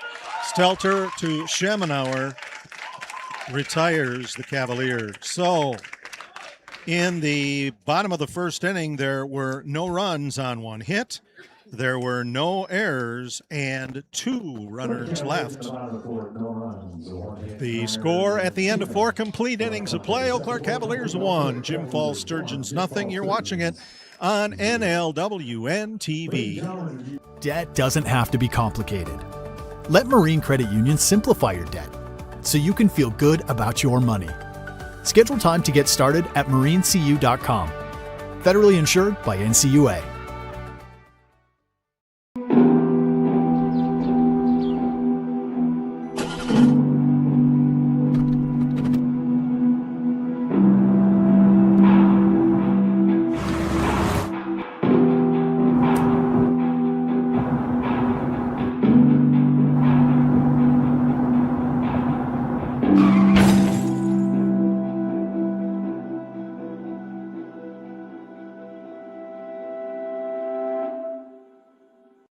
Marine Credit Union is rewarding you for making on-time loan payments with our My Loan Rewards program. Take out a loan, open a checking account with a qualified direct deposit, and get money back. Chart your course. Get details at marinecu.com. Federally insured by NCUA.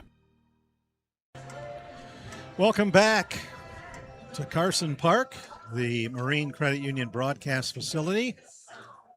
About to start the top of the 5th inning. Jim Falls Sturgeons trailing the Eau Claire Cavaliers 1-0. Due up will be Hageman, Bovee, and Schemenauer, the bottom of the order for the Sturgeons. I remember in writing down their lineups, and I mentioned this to you, Jay. It's a little unusual in the 7th slot and the 8th slot to have 400 hitters, but it's almost like a murderer's row coming in to lead off this inning. Maybe there is some strategy behind that.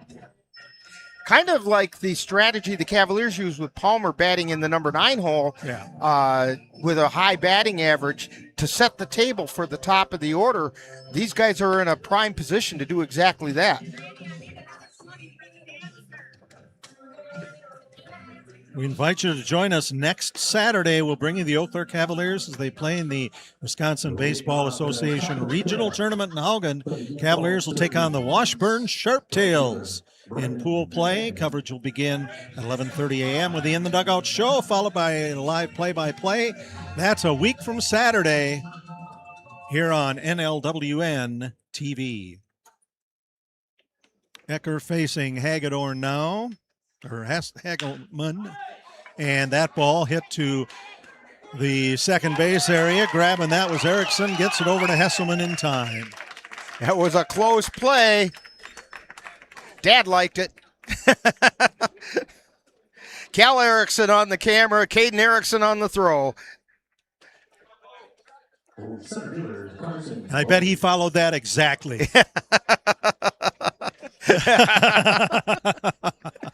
It's great when you get things right. Carson Bovey, big swing and a miss, strike one. And now you can show Caden, see, I got your back.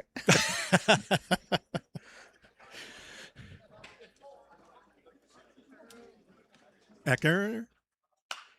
And that ball kind of fouled off of his bat. Check swing foul. Excuse me, foul. Yeah. Out over the top of the Cavs dugout. No balls, 2 strikes.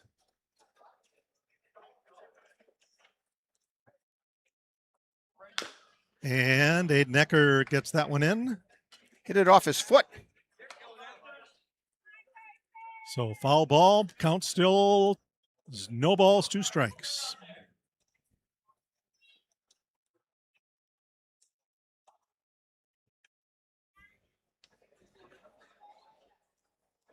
Bovey steps back in. Aiden Ecker winds, delivers. That ball hit over to Erickson. Erickson throws to first again to Hesselman. And another 6-3, 2 in a row for the Cavaliers on the Sturgeons.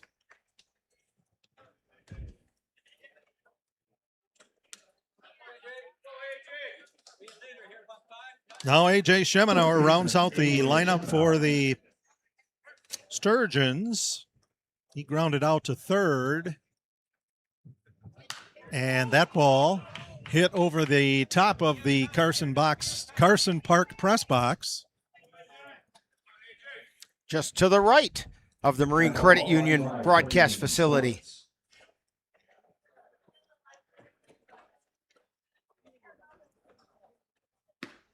That pitch outside. Just a bit outside. Ball one. Well, we're in the home of euchre here. Hey, that's true. And Dick Smith says he went. Yep. Strike 2.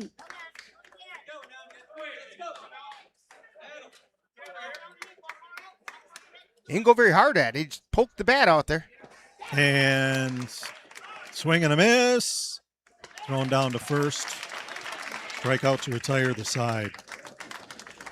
So no runs, no hits, no errors, no runners. Score at the end of 4.5. Eau Claire Cavaliers 1, Jim Falls Sturgeons nothing on NLWN-TV.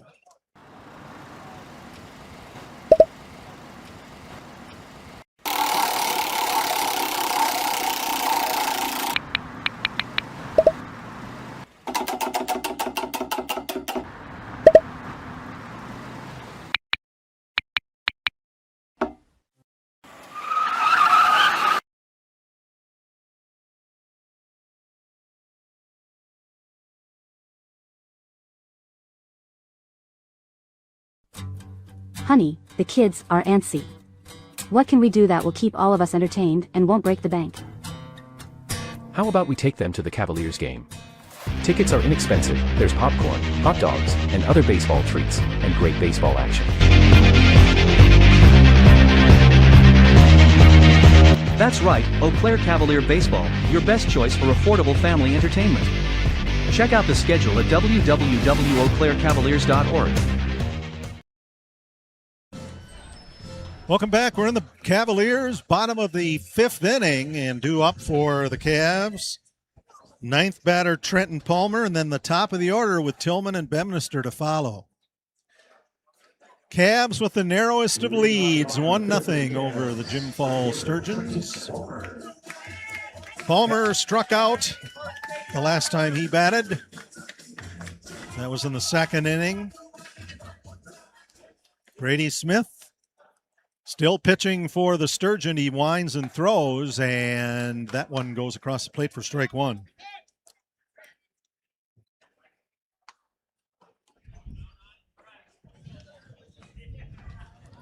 And that ball hit out to short center field, but it right into the glove of Carson Bovey for out number 1. The Cavaliers are hitting the ball right on the numbers and right at the number, right at people out there. Now we're in the top of the order again. Brayton Tillman flew out to right field and also to the second base area. And gets a baseball right away.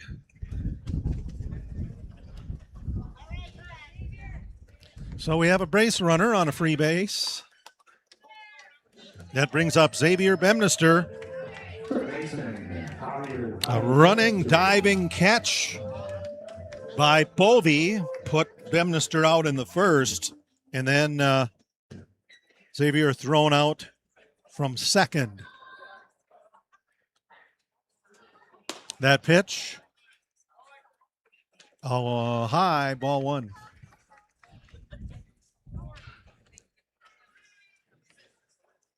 Tillman with a lead at second or at first.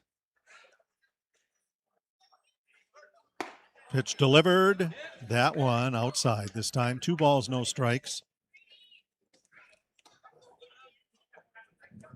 Tillman and Schemenauer.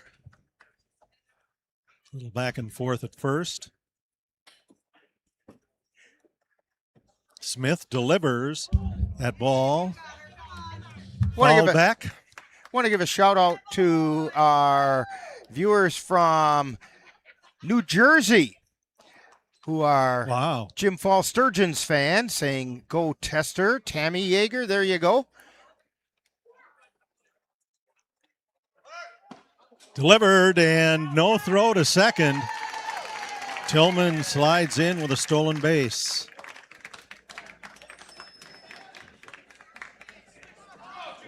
So the count, 2 balls, 2 strikes, 1 out. Javi Bemnister still in there. Now Smith's got to check second. That ball low and away. Ball 3. We have a full count, 3-2.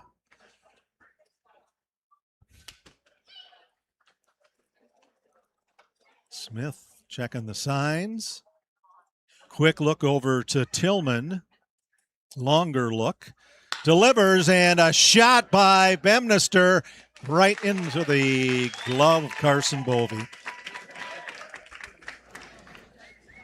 So that's 2 down for the Cavaliers, and that will bring up Caden Erickson, the shortstop. Caden had a base hit out to short center field and flew out to center field the last 2 times he batted. Dad Cal, our cameraman here in this part of the game.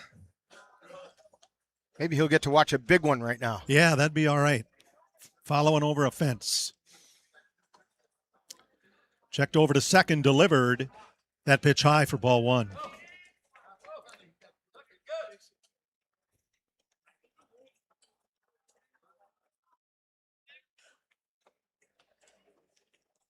Erickson waits. Smith back.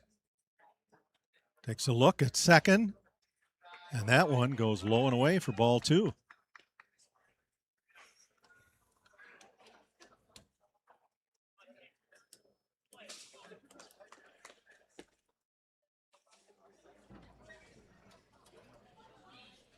Smith delivers, ball hit to the shortstop, Tester. Tester throws over to first, got him. And that retires the Cavaliers in the bottom of the 5th inning. So no runs, no hits, no errors, and 1 left on base. Score at the end of 5 complete innings of play. Eau Claire Cavaliers 1, Jim Falls Sturgeons 0 on NLWN-TV. Auto Vision Center in Eau Claire. Your source for auto glass repair and replacement. Their quality work comes complete with a lifetime warranty on workmanship. When it comes to windshield repair and replacement, Auto Vision Center provides mobile auto glass services with free estimates. So if your windshield needs help, call Auto Vision Center today. That's Auto Vision Center at 1631 North Claremont in Eau Claire. Call 715-834-5277. The Eau Claire Cavaliers would like to take veterans out to the ball game. That's right. As a thank you for your service, any veteran of the United States military can receive a lifetime pass for free admission to all Cavalier home games. Just come to Carson Park with your veteran identification, and the Cavaliers will issue you a free lifetime pass to all Cavalier home games. That's just the Cavaliers' way of saying thank you for your service. We're at Carson Park, historic baseball field here, the Marine Credit Union broadcast facility where the host Eau Claire Cavaliers are leading the Jim Falls Sturgeons 1-0 after 5 innings here for the Chippewa River Baseball League championship game.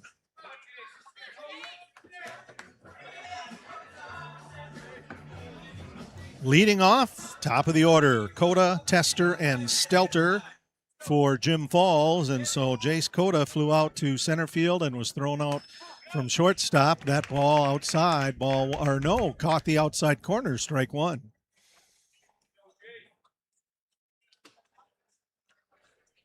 And that pitch, getting a hold of it out to center field, and underneath it is Brayton Tillman for out number 1. So Coda has flown out to Tillman twice. And now shortstop Mason Tester, who had a base hit to start things out in the first, but got caught in a rundown at home plate, and then also lined out to third. Mom and Grandma out in New Jersey say, go Tester.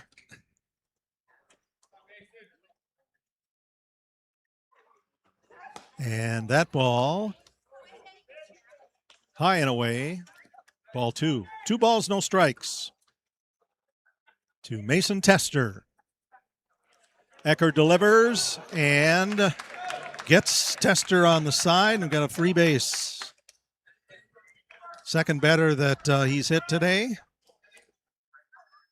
Gavin Thompson got on in the 4th inning.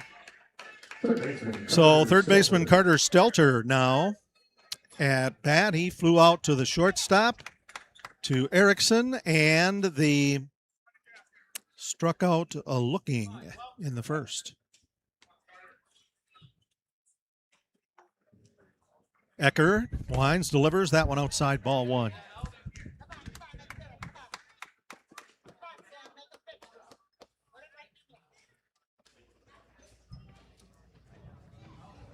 The delivery, that one hit to center field. Tillman gets it, but there's a base hit. Advancing Tester.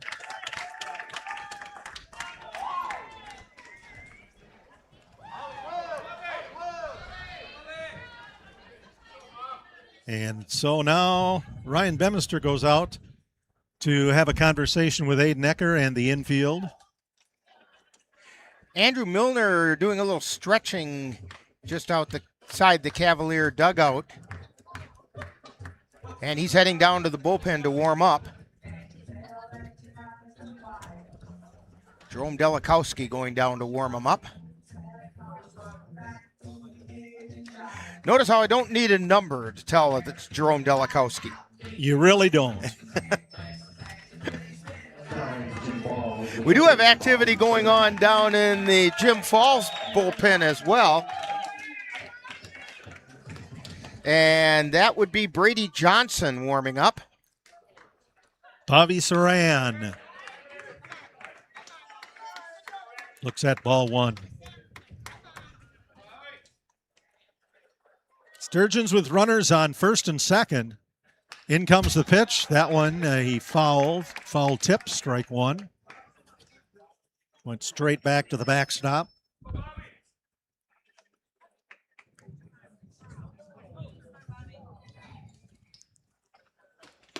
And that pitch, high and away. Ball two.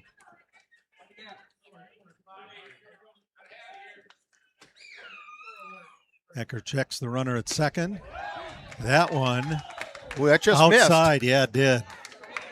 3-1. But of course, Sir Smith's view is a little better than ours. And that ball chopped down to third base, foul. Xavier Bemnister did the smart thing that time. He fielded it before the umpire had a chance to call it foul. He stepped on the bag just in case. He called it fair.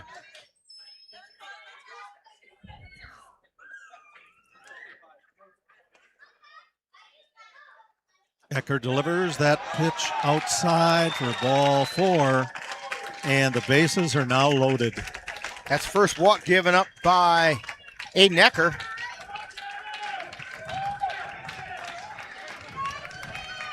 And we have a courtesy runner going in for Bobby Saran. Evan Dennis is in there running for him.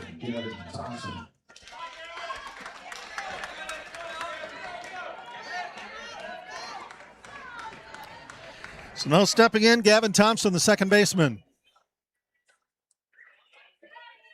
Aiden Ecker delivers, swing and a miss, strike one.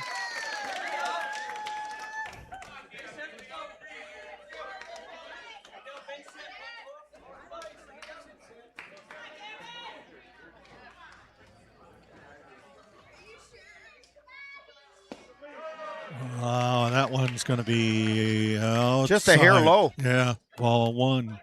1 ball, 1 strike.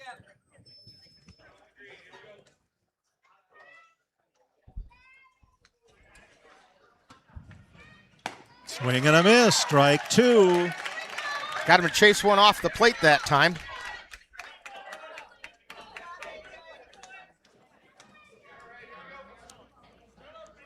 One ball, 2 strikes. Bases full, 1 out. Cavs lead by 1. That strike. One right down the middle, strike 3 called. That was a big strikeout right there. So 2 outs and bases loaded. Stepping in now will be Colton Turner, the DH. He had a base hit to center field and got on a fielder's choice.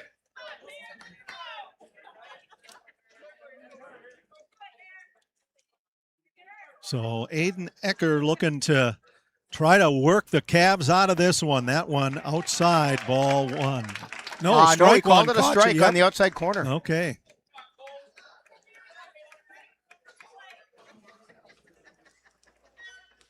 Second one in. That one was outside. I agree with you. Prognosticating again, yeah. 1 ball, 1 strike. Just 1 call ahead. That one outside, the pitch for ball 2. 2 balls, 1 strike, 2 outs.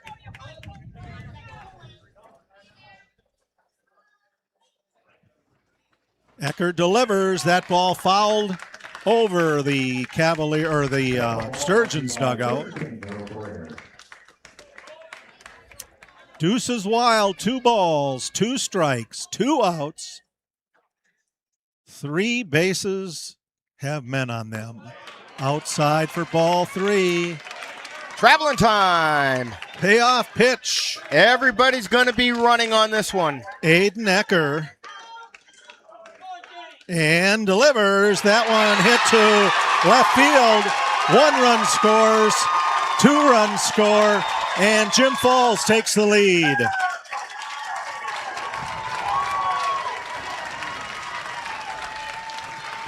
Those are the first earned runs given up by Aiden Ecker. Mason Tester and Carter Stelter in on those. And now it's the Jim Falls Sturgeons who have the narrowest of leads. It's 2-1. Coming up, Braden Hageman, the right fielder. Ecker delivers that one outside.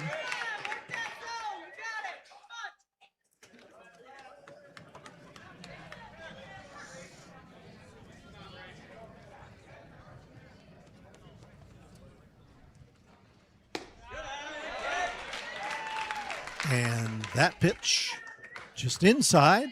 Ball 2. 2 balls, no strikes. 2 runners on, 2 runs in. Jim Falls leads 2-1 over the Eau Claire Cavs. That pitch hit out to short left field. It bounces in, and another run will score into. And Knickerbocker couldn't have it. Nope. And going to third, we're going to Bemnister, and getting in safe was Colton Turner.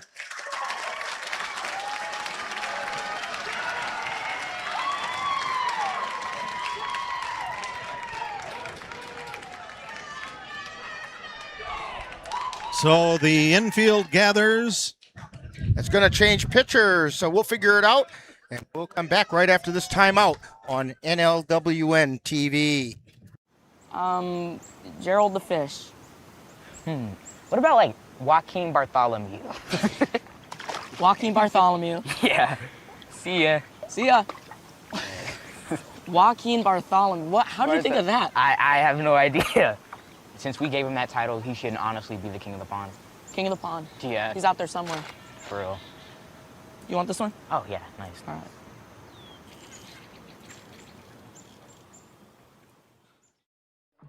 How do you know when you've made the right decision?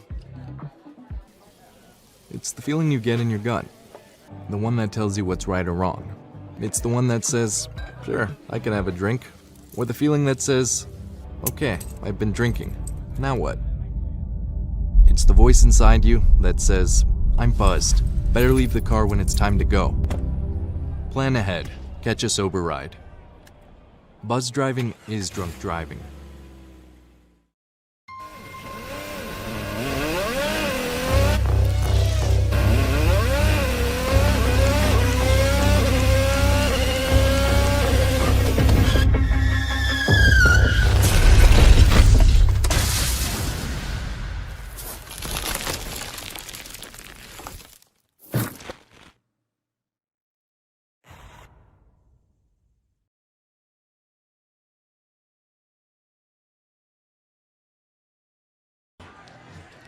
Welcome back. Aiden Ecker now on the mound for the Cavaliers. Check that. Andrew Milner. Aiden Ecker just came off the mound. Oh, okay, he did. Sorry, Andrew Milner on. And Ecker's numbers? He went 5 2/3 innings, gave up 3 runs, all of which were earned on 6 hits, walked 1, and struck out 4. And so Carson Bovey, the center fielder, who's been doing some damage to the Cavs on defense, is now up. He struck out in the 2nd inning and was thrown out from shortstop in the 5th. That pitch outside for ball 1. 3-1, Jim Falls with the lead now.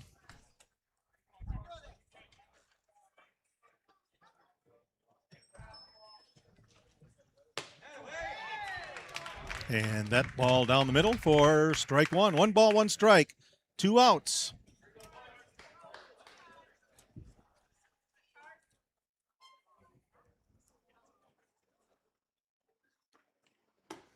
Milner delivers. Outside for ball 2. 2 balls, 1 strike, 2 outs to Carson Bovey. Hageman checked it first, swing and a miss. Strike 2. Milner comes into the game with a 2.13 earned run average in 63 1/3 innings pitched. Milner delivers that one right down the middle. Strike 3 called. And that retires the Jim Falls Sturgeons. But not until they score 3 runs on 3 hits. There were no Cavalier errors and 2 runners left on base. Score at the end of 5.5 innings. The Jim Falls Sturgeons 3, the Eau Claire Cavaliers 1 on NLWN-TV. Midwest Environmental Consultants, your partner and guide. From soil testing to landscapes, they cover it all. Landscapes, they cover it all. Lawn care and beauty, they're ready to call. With expertise in the ground, they'll analyze what's there. Call 608-468-2067 and let's get started. You deserve the best. NLWN-TV is excited to bring you Eau Claire Cavalier baseball. Join us Saturday, August 8th, as the Cavaliers journey down the Wisconsin Baseball Association Tournament Trail from Haugen, Wisconsin, when the Cavs take on the Washburn Sharptails. Coverage on NLWN-TV begins with the In the Dugout show at 11:30. That's Cavalier baseball on Saturday, August 8th on NLWN-TV. Cavalier baseball, we're ready to fight!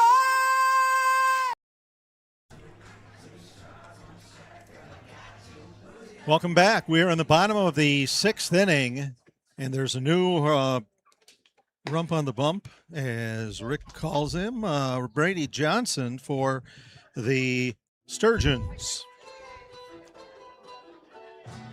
Went from one Brady to the other. Right. Just added a 0 in front of the number, too. Sam Knickerbocker leading off the Cavaliers' 6th inning. He popped out to first and was thrown out from second. This would be a great time to get the hitting going again.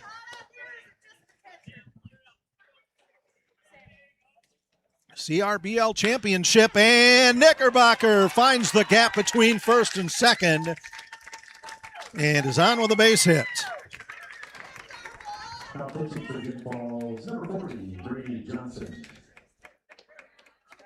Logan Hesselman now in. He flew out to left field and walked. So has only one bat.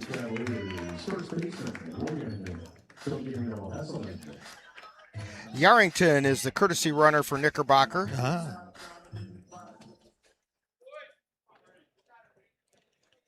And Johnson winds, throws. That one in the dirt. And Yarrington will stay put or go back. I'll put it that way. 3-1 Jim Falls. We're in the bottom of the 6th. No outs. And that ball hit well out to right field. Popped up. Getting under it is Hageman. And that's the first out of the 6th inning.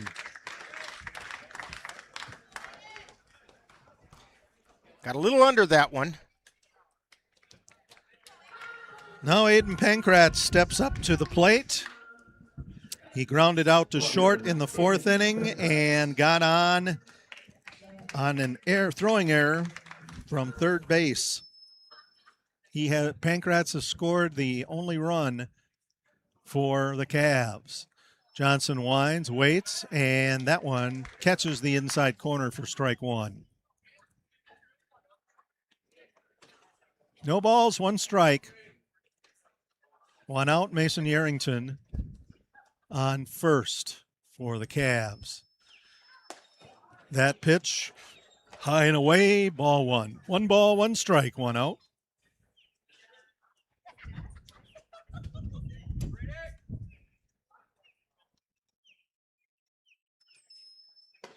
And that pitch catches the outside corner for strike 2.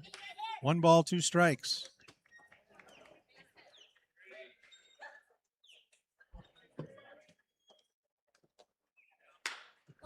And that ball hit into the infield, tossed to second, gets Yarrington out.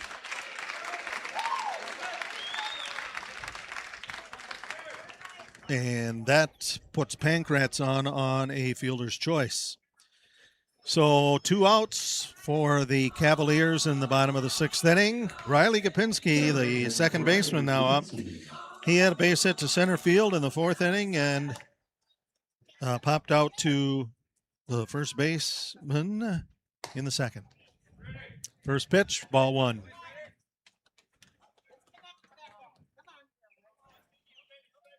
Cavs down by 2 now, 3-1 to Jim Falls for the CRBL championship. That one inside and doing limbo back. Gopinski, ball 2. How low can he go? Well, he didn't want to go low. He went back. And that ball at the knees across the plate for strike 1. 2 balls, 1 strike, 2 outs. Throw goes back to first. Ball gets loose, and Pankrat's told to stay put.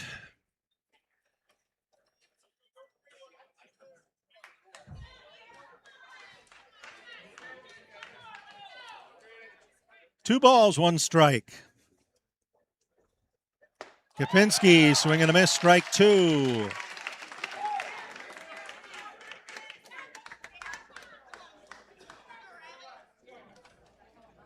Two balls, 2 strikes, 2 outs. Johnson, and going is Pankratz. He gets over there on a stolen base.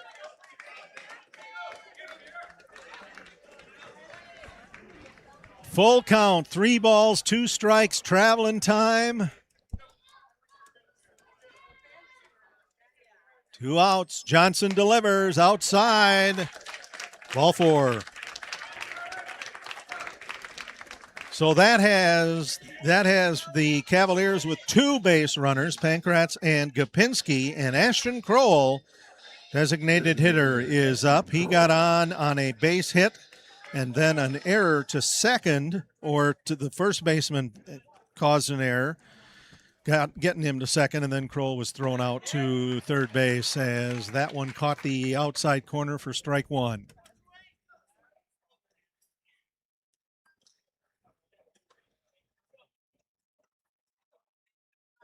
Brady Johnson looks, checks back to second, and all the runners are going, and all of the runners get to where they're going. Nicely executed double steal. So Pankratz steals third, Gopinski stealing second. 3 stolen bases, just like that. And puts the tying run in scoring position.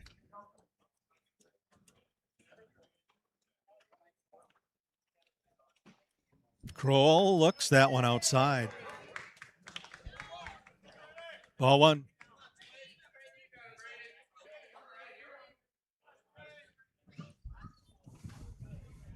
Few steps off the bag. Pankratz at third. Johnson winds and throws. That one. It was high, but the Jim Falls fans don't agree with that. Nope, 2-2.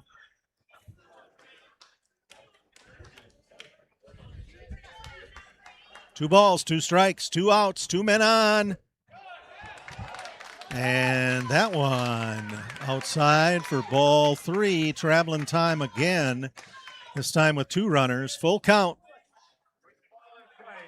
2 outs. Brady Johnson. Ready, delivers.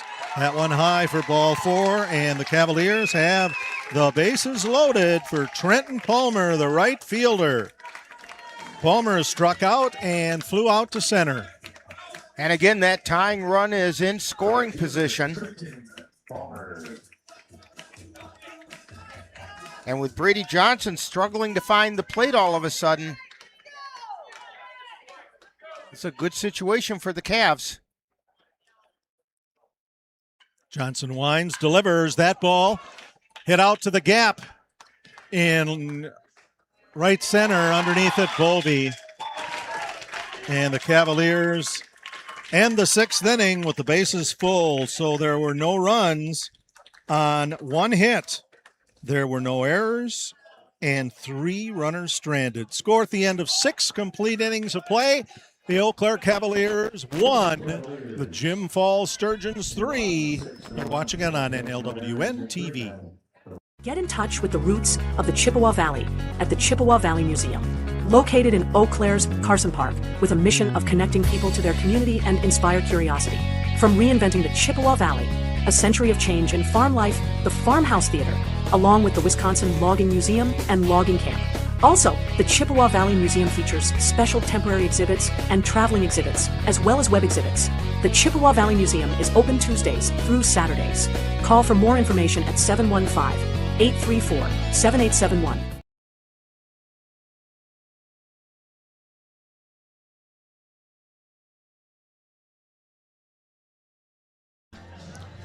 Welcome back to historic Carson Park Baseball Field. We're in the Marine Credit Union broadcast facility on a beautiful afternoon. The Eau Claire Cavaliers trail the Jim Falls Sturgeons as we go into the top of the 7th inning. The score is Jim Falls 3, the Eau Claire Cavs 1. Here's Rick. Yeah, and I want to remind you that this summer the Chippewa Valley Museum introduces a new cemetery walking tour developed by Robert Go and Greg Koken. They will guide you through Lakeview Cemetery. There are just a few slots available for this historic tour. It's on August 18th. For more information, call the museum, 715-834-7871. Leading things off for the Jim Falls Sturgeons, A.J. Schemenauer. And there's a strike on the outside corner. Schemenauer is 0 for 2. Grounded to third and struck out.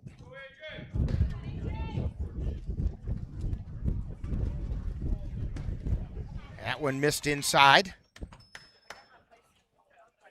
Ball and a strike. Andrew Milner on the mound in relief.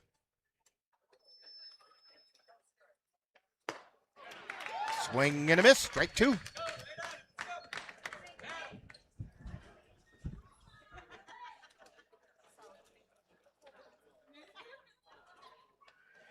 And the pitch. Swing and a miss. Strike 3. That's the second strikeout by Schemenauer. It's also the second strikeout for Milner.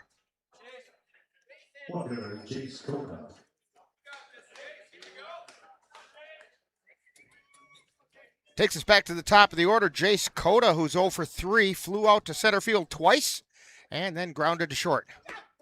And there's a strike on the inside corner. Cota was thinking it was inside.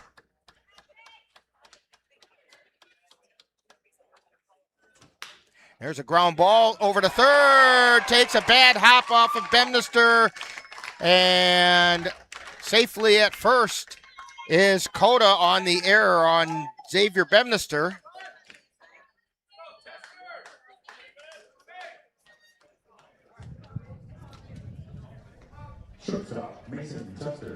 It's going to bring up Nathan Tester. Or Mason Tester, I should say. Was hit by the pitch his last time up. Pitch is inside. He also singled to right and lined a shot to Bemnister at third.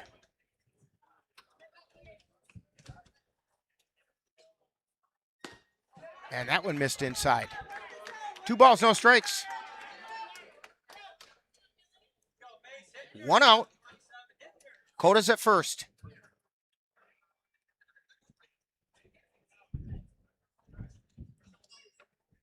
Here's the pitch. And there's a strike on the inside corner.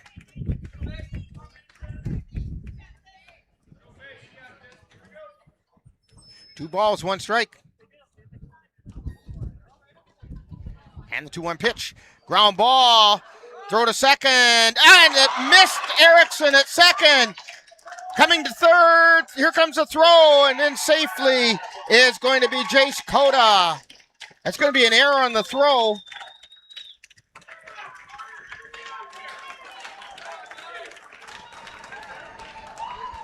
Actually, the way it's going to work in the scorebook is that's going to be a fielder's choice. With an error on the pitcher, that puts him on second.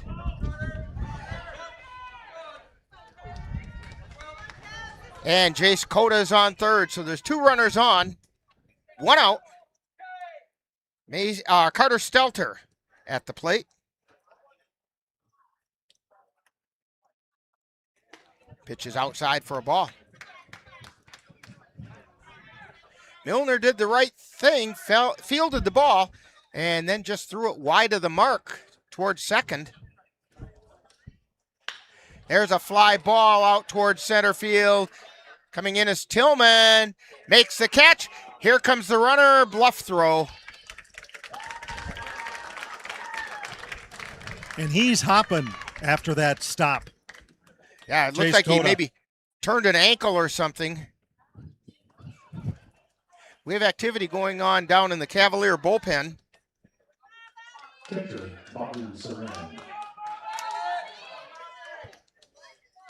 Bobby Saran. Mason Yarrington warming up in the bullpen for the Cavaliers.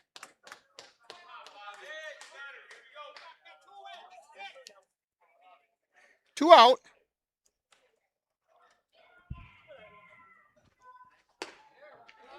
And that one missed high and away.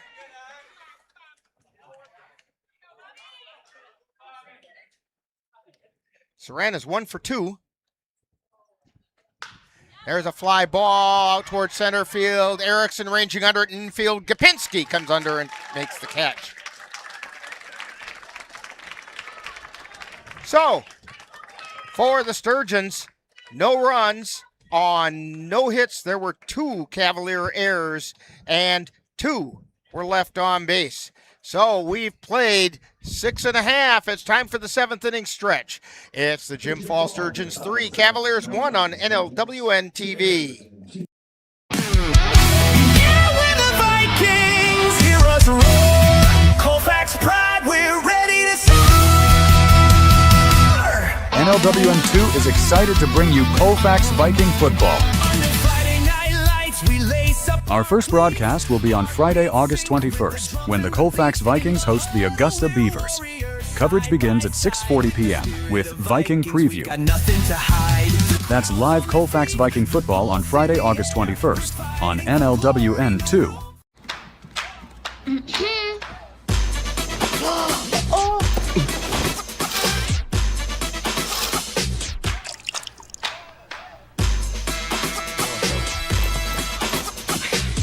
You're not going to get it all right. Just make sure you nail the big stuff. Mama! Like making sure your kids are in the right seat for their age and size. Get it right at nhtsa.gov/the-right-seat. Back here in the Marine Credit Union broadcast facility in Carson Park. Rick Olson, Jay Fall, Cameron Rickoff, and Cal Erickson. And also thank you to Ryan Yarrington for his help earlier in the game.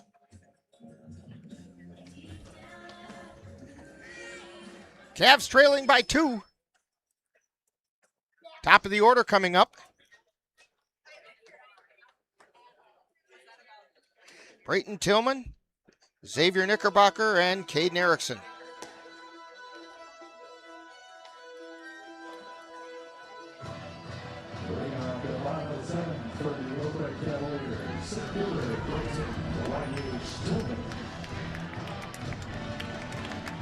Tillman 0 for 2. He popped to second and flew out to right. Was also hit by the pitch.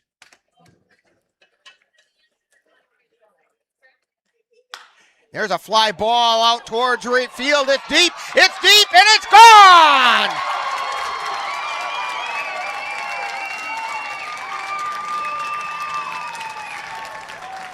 A home run for Brayton Tillman over the right field fence. And that put a smile on his face.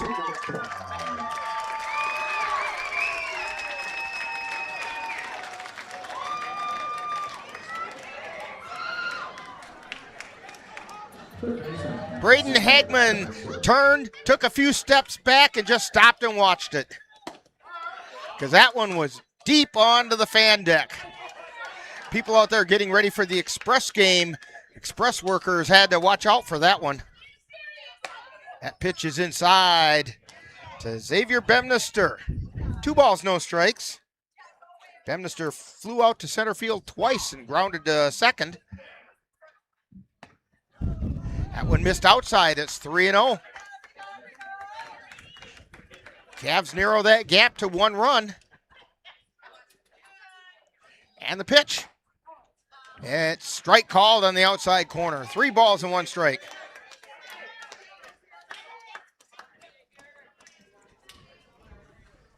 Here's the 3-1 pitch. There's a pop foul out of play on the right side. That ball brought to you by Digicopy.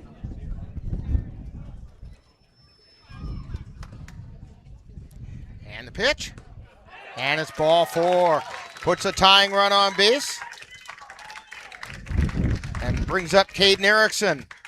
1 for 3. Legged out an infield hit to second base his first time up. Then he flew out to center field and grounded to short.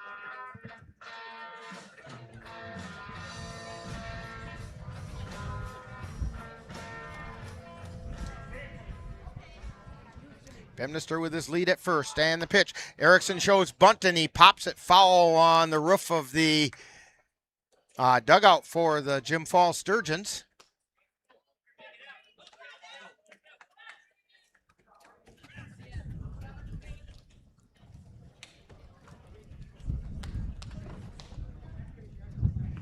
Here's the pitch, and that one missed, tying away. A ball and a strike.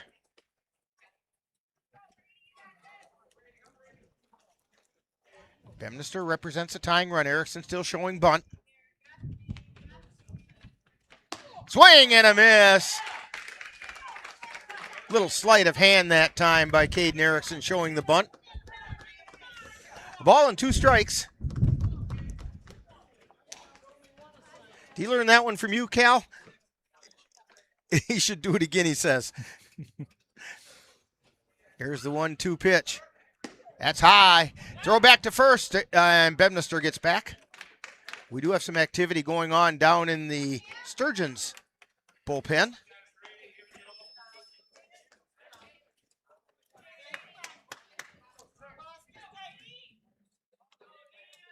Two balls, 2 strikes. Ground ball over towards short. Flip to second for 1. Throw to first. And Erickson beat that, so he gets on a fielder's choice.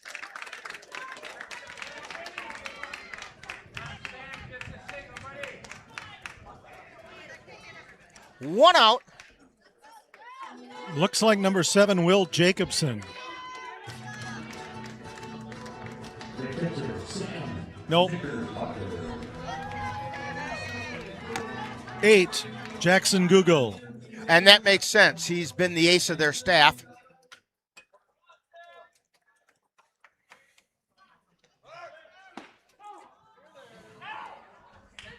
And Erickson takes second.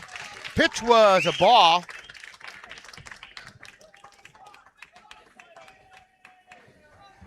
So with 1 out, the tying run is on second.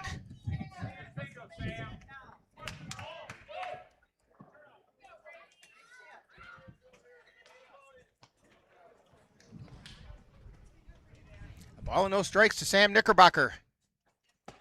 There's a strike on the outside corner. Knickerbocker's 1 for 3. He singled to right his last time up. That would be a very nice thing again because Caden Erickson would score.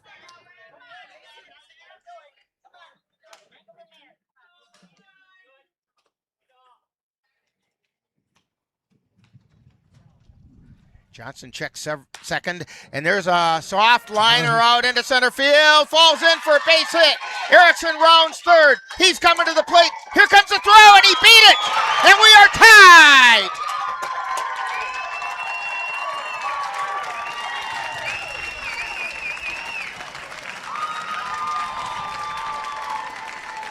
Mason Yarrington going out to be the courtesy runner for Knickerbocker.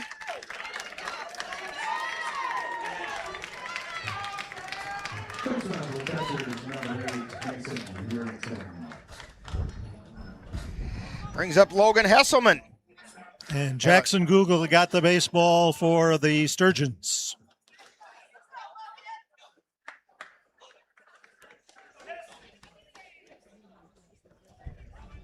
And while he gets his warm-up pitches, we'll take this time out on NLWN-TV. Gerald the Fish. What about, like, Joaquin Bartholomew? Joaquin Bartholomew. Yeah.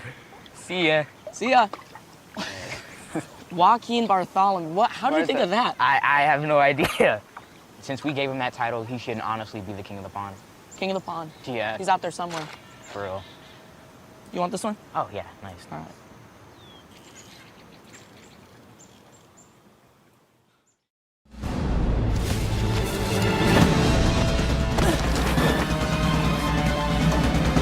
Even the mighty might not see it coming.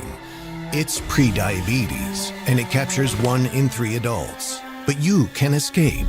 Take the 1-minute prediabetes risk test to know where you stand and prevent or delay type 2 diabetes.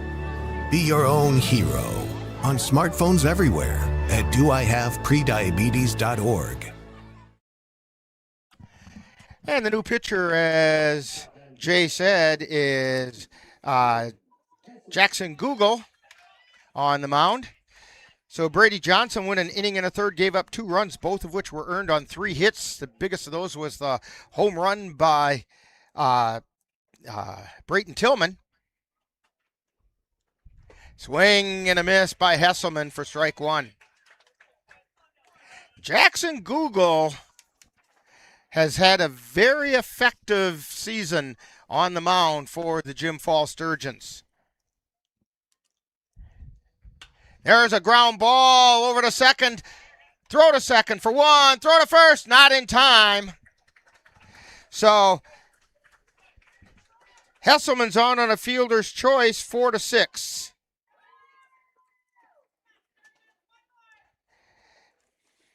That's going to bring up Aiden Pankratz.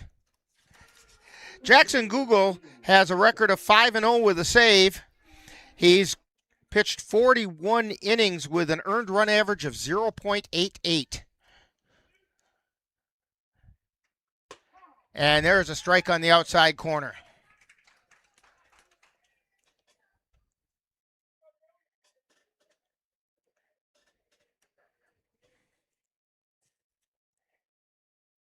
Google looks in and delivers. Swing and a miss, strike 2.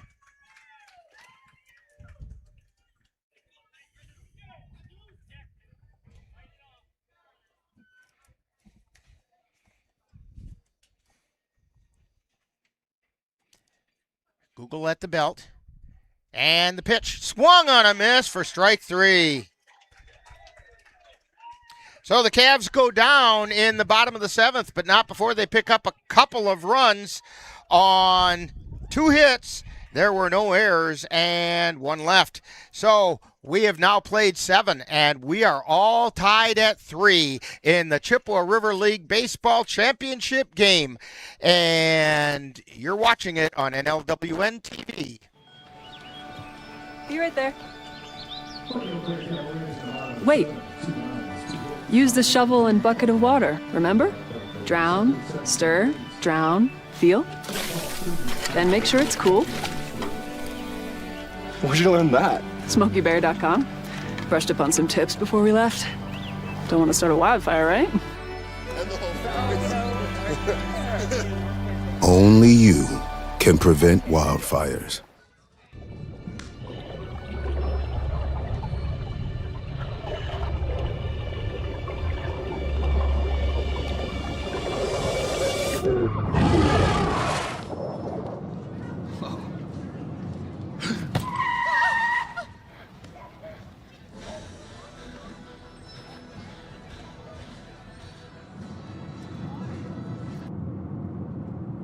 Eyes forward. Don't drive distracted.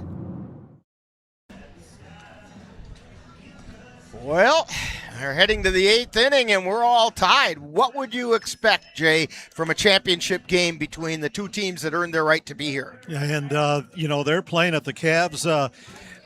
Bats were a bit cold in the middle of the game, but had some crucial hits when they needed them and knotted this thing back up. Gavin Thompson to lead things off for the Jim Falls Sturgeons. He's 0 for 2.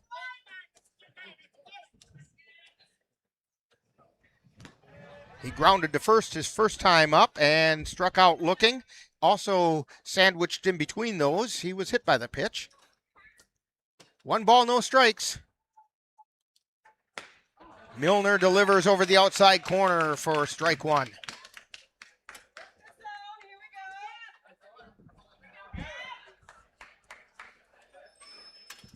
Here's the pitch. Chopped foul at the plate.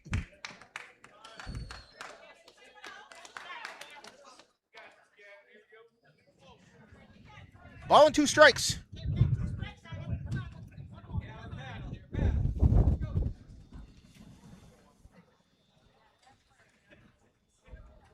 Milner looking in for the sign. Now he delivers.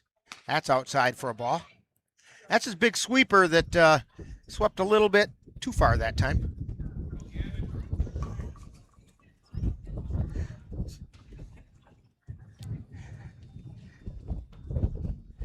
And here's the pitch. That got the corner for strike 3. 1 away. Colton Turner comes to the plate. He's 2 for 3. Single to center field and grounded into a fielder's choice, and then hit a 2 RBI single to left his last time up.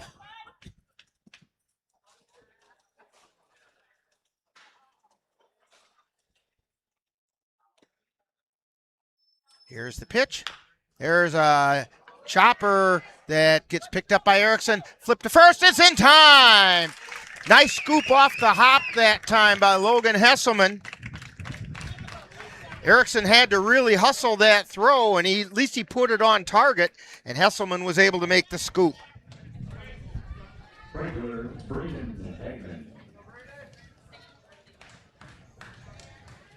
That's going to bring up Braden Hagman. Hagman is 1 for 3. He had an RBI single to left his last time up. There's a shot down the left field line. He hit it a ton, but it's foul. I don't know if that got into the football field or not. It got way over to that corner. Yeah, I think it stayed in the Whiffley section.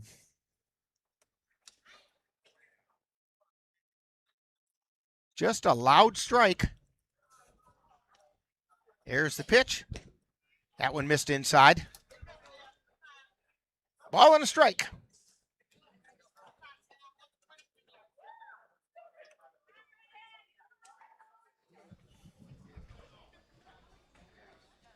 Here's the pitch.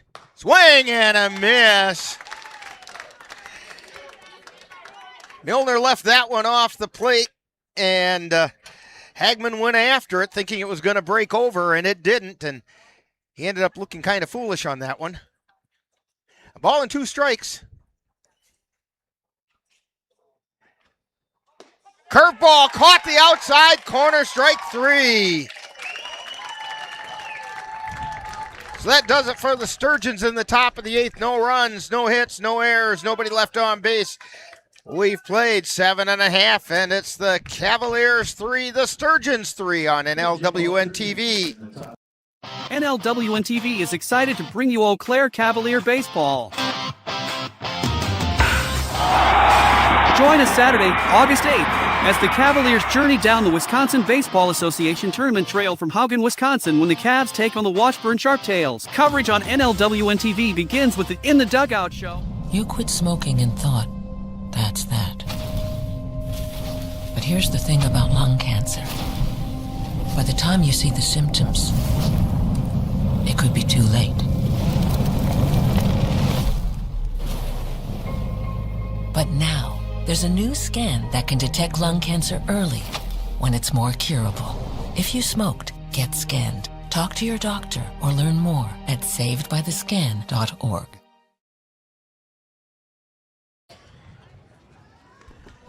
New right fielder in the game for the Jim Falls Sturgeons, Evan Dennis.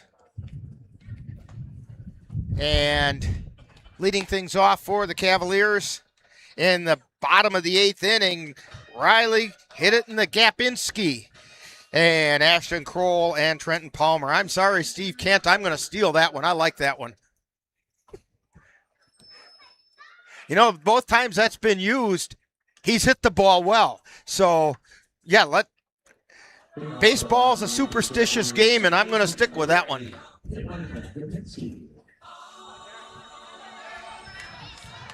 Kapinski is 1 for 2.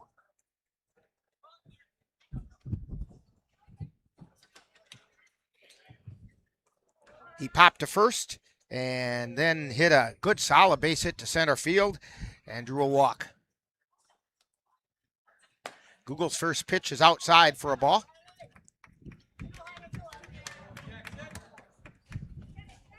Jackson Google came in to finish off the bottom of the 7th. And there's a strike on the inside corner. A ball and a strike.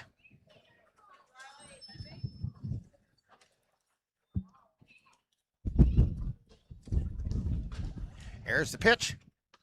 That's low and away for ball 2.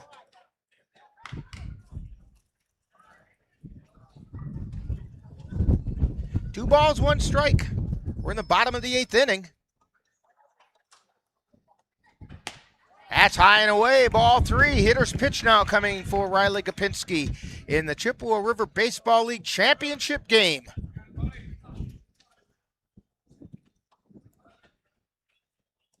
And the pitch. And a strike called on the inside corner. So the count goes full. Google looking in. Starts his motion, the payoff pitch. Soft liner foul down the first base line.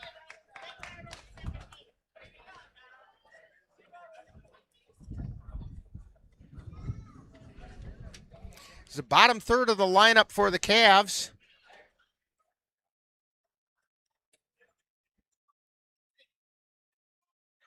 Google looking in and the pitch.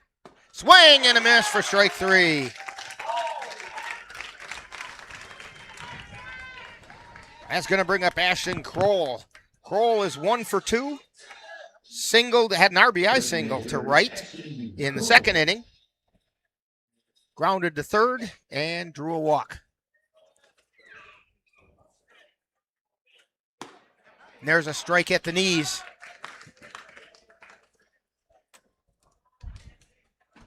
No balls and a strike.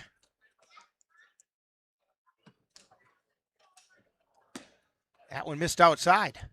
1 ball, 1 strike, 1 out.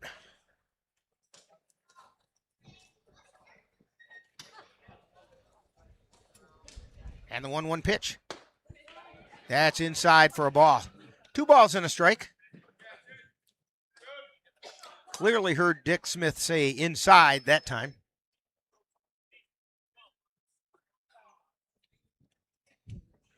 Here's the 2-1 pitch. That's high for ball 3.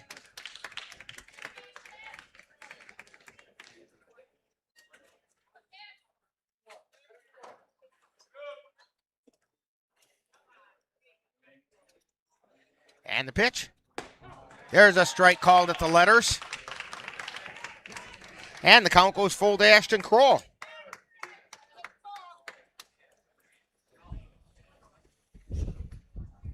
Google looking in and he pitches.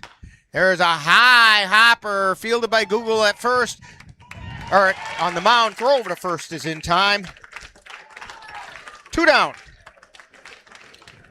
Brings up Trent Palmer.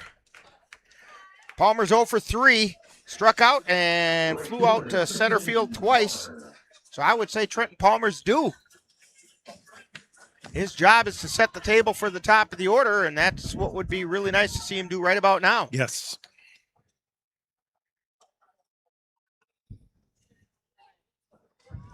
Here's the first pitch, and there's a shot out into right field for a base hit. He just did his job. So Palmer safe at first with the go-ahead run. Takes us to the top of the order, Brayton Tillman. And the table is set. Tillman is 1 for 3, but that one was a big one. It was a home run to right field his last time up.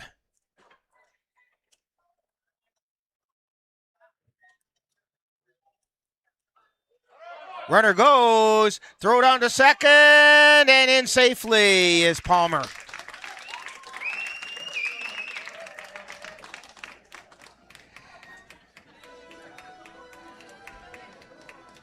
I heard some fans down below going, base hit, base hit, base hit, because they're thinking that's all they need and they can get Palmer to score.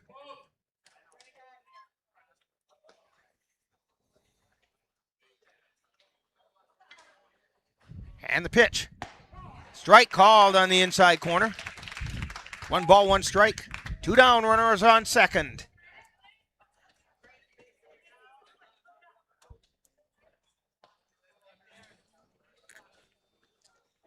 Google looks at second and throws it back to second. Palmer dove back in, but nobody was covering. You know, Jay, I don't think if the pitcher makes a move to second, you're not going to look to see if anybody's covering. You're diving back in. Yes. Still 1-on-1's the count. And the pitch to Tillman. Swung on a missed strike 2.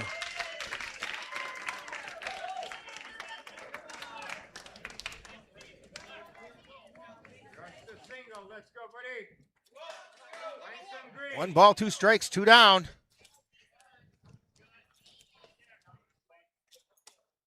Jackson Google looks over at second.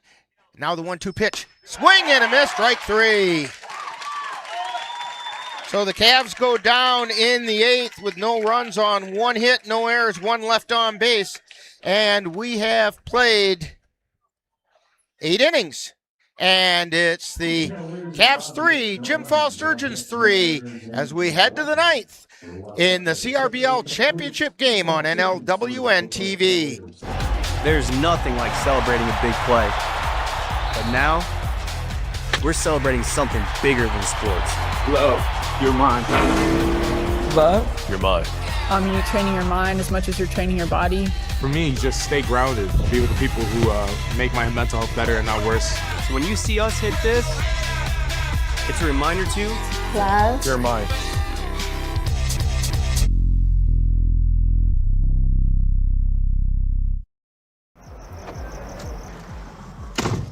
I'm serious, man. I actually got better when I'm on it. If anything, I'm more careful. It just helps me focus. It just helps me focus, you know?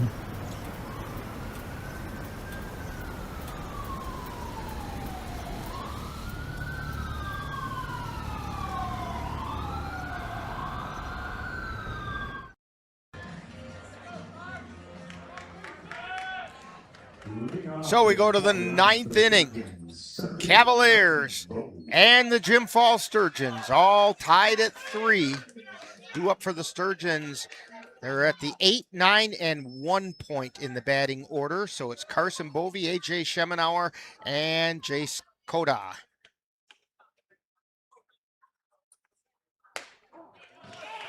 And the first pitch is a strike called. Andrew Milner on the mound.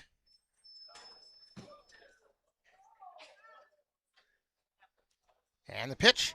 And strike 2, curveball, caught the inside corner.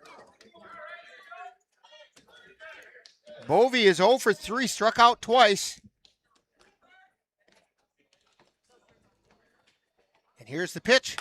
Ground ball over to second, picked up by Gopinski, throw to first in time. So 1 away. It's going to bring up A.J. Schemenauer. He's also 0 for 3 and has also struck out twice.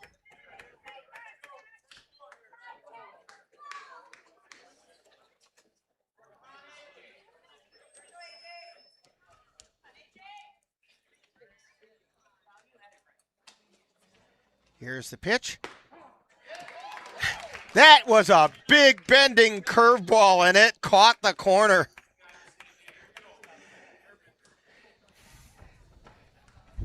And here's the pitch. And he went back there, couldn't get it to break in that time. 1 ball, 1 strike.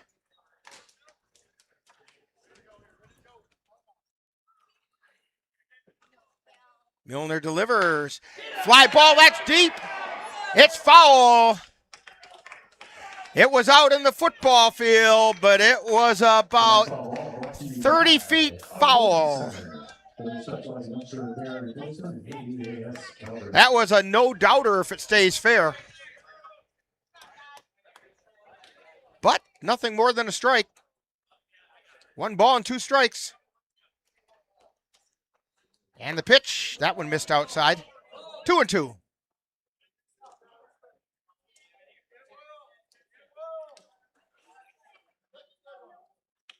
Milner looking in and delivers. Curveball misses. Count goes full.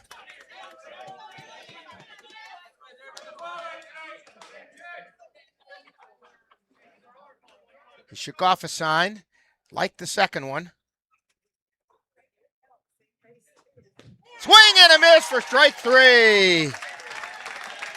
I do believe that Schemenauer swung at ball 4, but it was a good-looking pitch by Milner. I think he fooled him with it. 2 down. And Jace Cota got out on an error his last time up. He's 0 for 4. There's a curveball outside.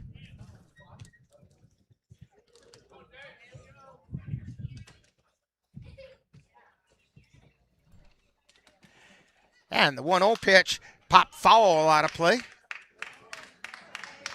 That ball brought to you by Johnson Leather Brothers.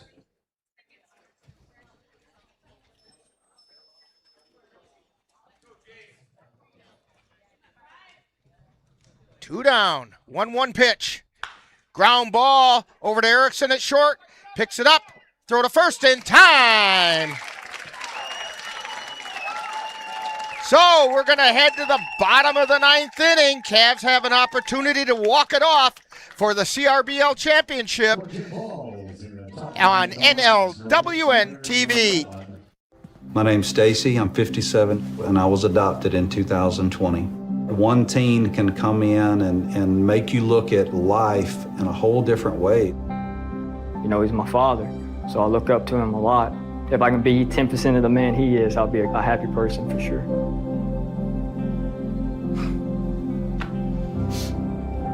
Learn about adopting a teen from foster care. You can't imagine the reward. Visit adoptuskids.org.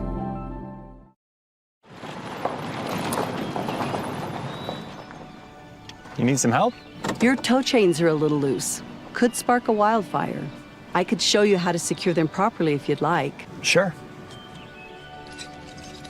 Thanks a lot. Anytime. You should check out SmokeyBear.com. They've got a bunch of tips on wildfire prevention. Only you can prevent wildfires. Well, Jay, we go to the bottom of the 9th inning. We're all tied. Chance to walk it off for the CRBL title. This is what we bargained for, isn't it? That's right. This is the way to go into the playoffs and kind of wrap up the regular season. So lots of good to look forward to, especially in the lineup coming up for the Cavs. Yeah, we have Bemnister, Erickson, Knickerbocker, and then we've got Hesselman and Pankratz following them. This is the meat of the order. And all they need is put one across the plate.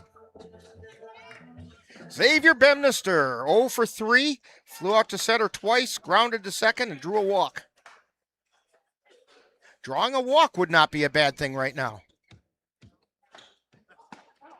And the first pitch is a called strike on the inside corner. Carter Stelter kind of thinking that Bemnister might try to do a bunt single, and that's actually not a bad thought.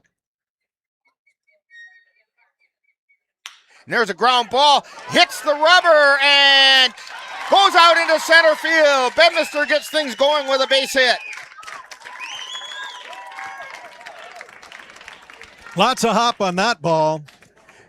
It got a good boost popping off the rubber on the mound, and then took a high hop between the second baseman and the shortstop, Thompson and Tester, and headed out into center field. So that brings up Caden Erickson. Erickson is 1 for 4. Scratched out an infield hit. Shows bunt, pops it up, and it hits the dirt. And Ryan Bemnister pointing, needs to go that way. Where all the green is. He's also trying to tell him keep the bat on top of it so it doesn't pop up. So he gets a reprieve.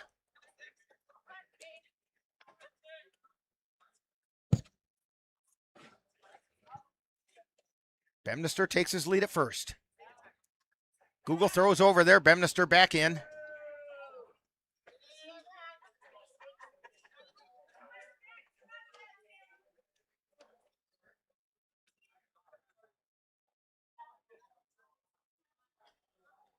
And the throw over, and again, Bemnister's back in.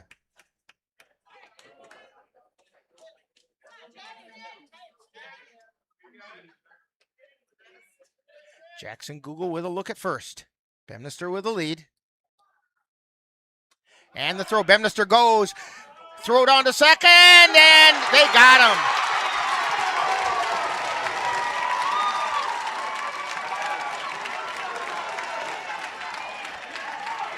The pitch was a ball, so it's 1 ball, 1 strike. Erickson showed bunt, he pulled back. Pitch was high, and they got Bemnister, and Bemnister knew it too. So 1 out, nobody on. And the 1-1 pitch.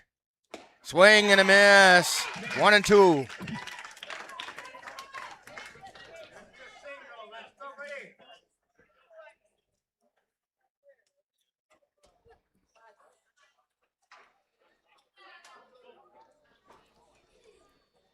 And here's the pitch. Outside for a ball. 2 balls, 2 strikes.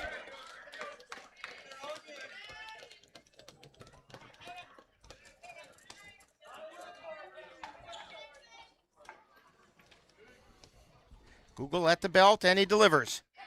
And strike 3 called, and Erickson didn't like that one.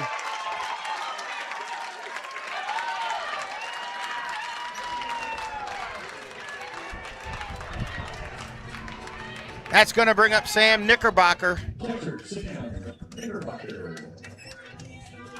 think Caden Erickson thought that one was a tad bit outside. But Dick Smith has been calling that outside corner all day. Here's the pitch. That missed outside.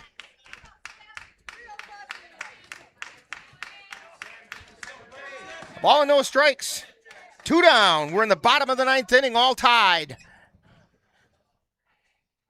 That's high for ball 2. Sam Knickerbocker at the plate. The Chippewa River Baseball League most valuable player for 2026. And the pitch. That's inside. Ball 3. They're pitching around him, it appears. So Bobby Soran goes out to talk with Jackson Google. Oh, they gave him the intentional walk.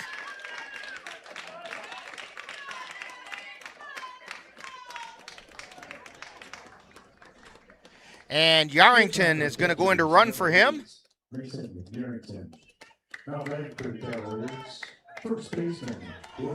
That's going to bring up Logan Hesselman. Hesselman is a little overdue as well. He's 0 for 2. Flew out to right, grounded into a fielder's choice, and drew a walk. Not in that order. Yarrington with his lead. And the pitch.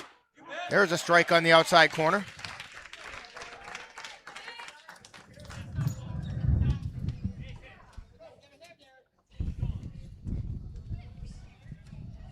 No balls and a strike. Google delivers. That's outside. 1 ball, 1 strike.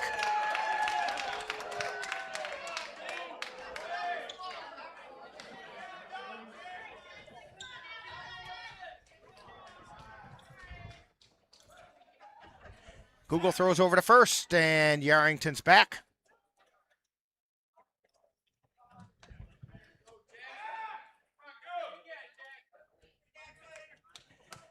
Ball and a strike.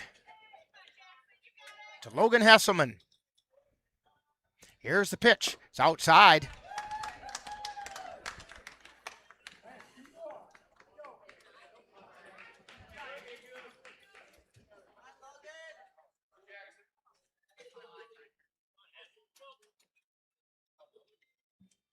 And the pitch. High pop up.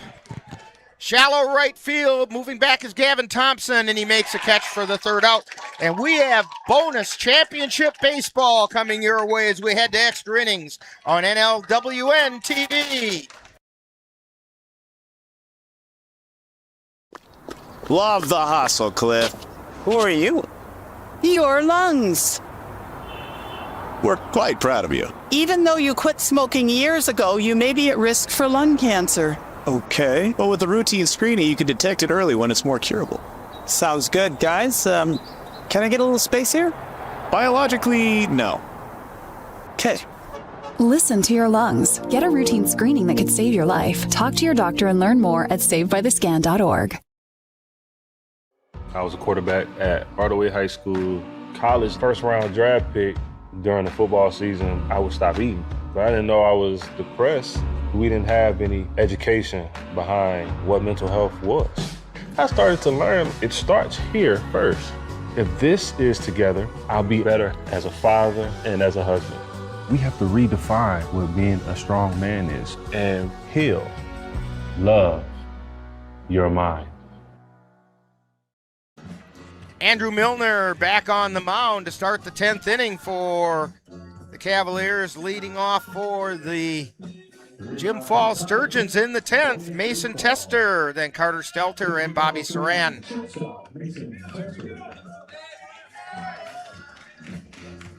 Mason Tester is 1 for 3.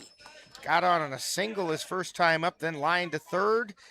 Got hit by the pitch and got on a fielder's choice.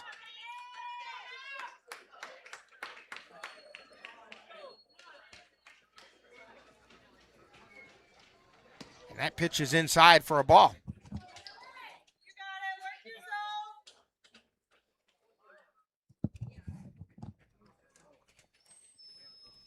And here's the pitch. And want to give a shout out to Carter watching us, who's noticing the clutch hitting by Palmer in the last half inning for the Cavs. And there's a high pitch, but it got the letters. 2 balls and a strike to Mason Tester. And there's a ground ball over to Erickson. Throw to first in time.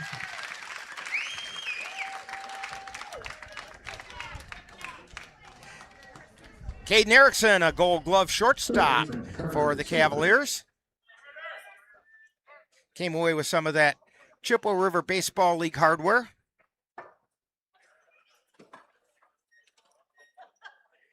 Carter Stelter is 1 for 4.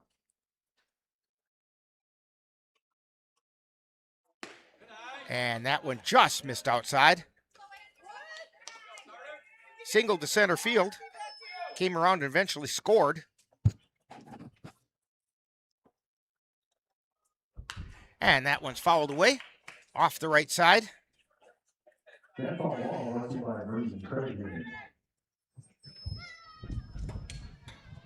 One ball and one strike with one out.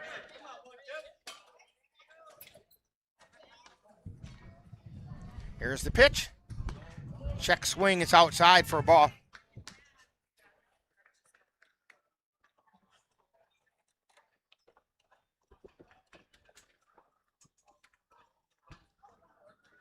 Here's the pitch. Ground ball, and it's through the hole out into left field. Just beyond the outstretched arm of Xavier Bemnister, and a base hit for Carter Stelter.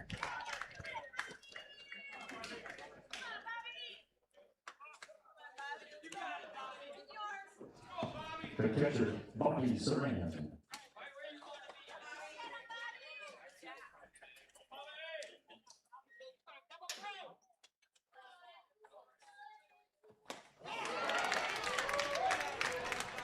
First pitch is a strike. Bobby Saran, who's 1 for 3. And he foul tips that one at the plate. 0-2 the count.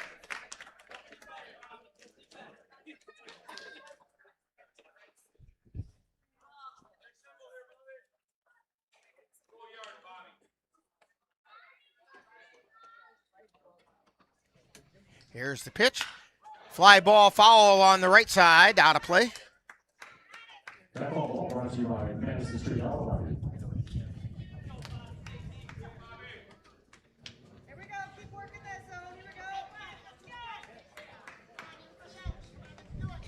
Will Jacobson down in the bullpen for the Jim Fall Sturgeons. And that one's fouled away.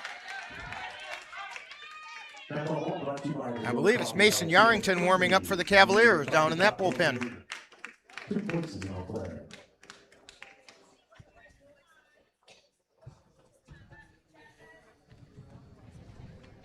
There's a ground ball fair down the third baseline, heading into the bullpen area. Rounding second, heading over to third, coming to the plate. Here comes the throw, and it's not going to be in time. That's an RBI double for Bobby Saran.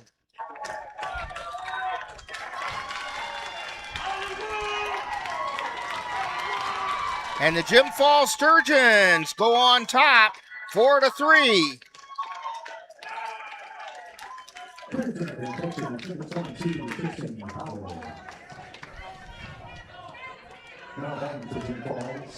And Tristan Habley is running as the courtesy runner.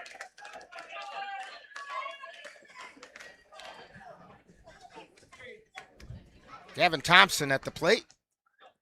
1 out. There's a fly ball out towards center field. It's going to fall in. Habley ends up at third.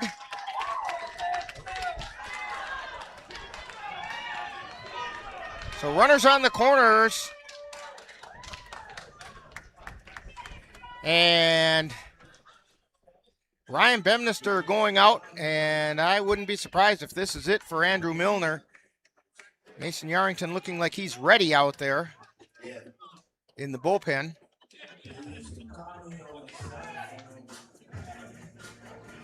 And Andrew Milner. And we have a pinch runner, Noah Duax, is out running for Gavin Thompson. And I think, Jay, you might have noticed something earlier. I think it was Thompson that kind of came up limping earlier, and so now they have a pinch runner for him at first base.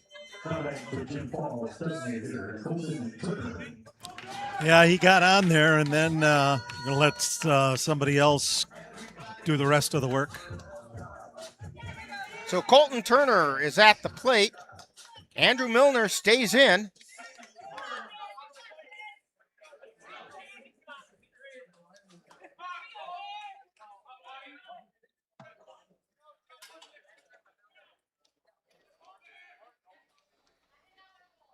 Milner delivers.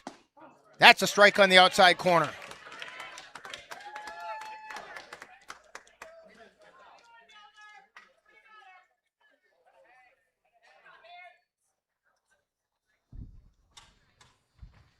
And there's a foul ball. Back up against the press box. Off to our right. No balls, 2 strikes, 1 out. Runners on the corners.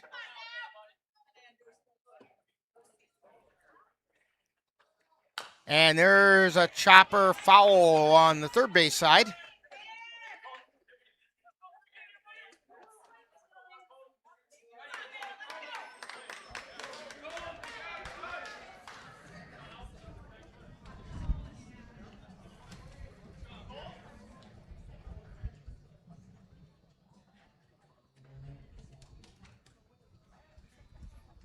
And the pitch, that's inside for a ball.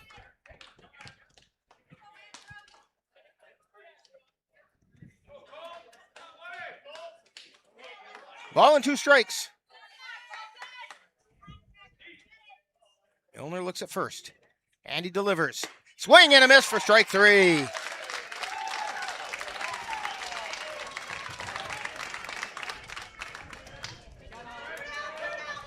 And Braden Hageman is coming back in.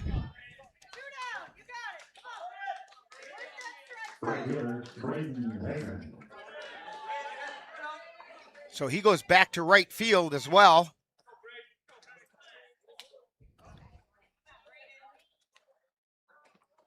And he hits a ground ball out into left field. 1 run comes in. So Hagman delivers a base hit to left and an RBI.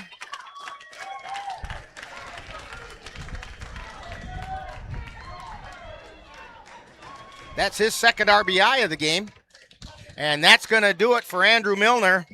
So we got a pitching change come up, and we'll get all the information for you right after this timeout on NLWN-TV. Jason, let's go see your room.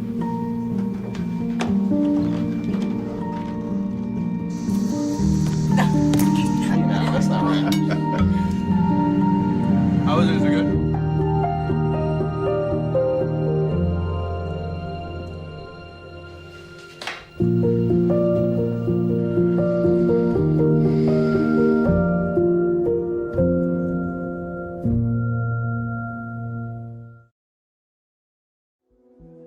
Oh, I don't see where you got your degree.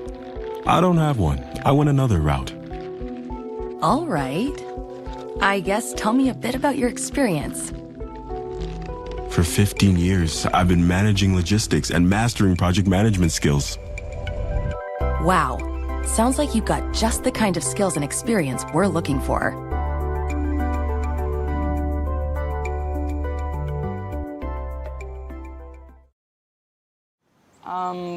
Gerald the Fish.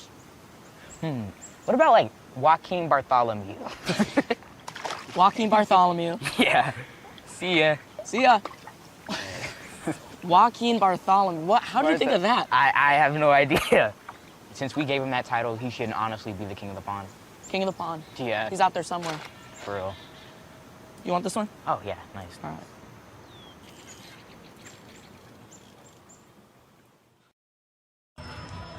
New pitcher for the Cavaliers in the top of the 10th inning is Mason Yarrington.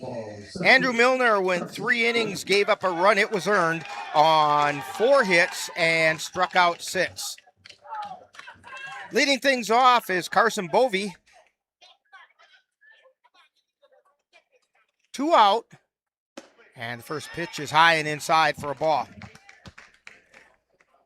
Bovey's 0 for 4, struck out twice, grounded out twice.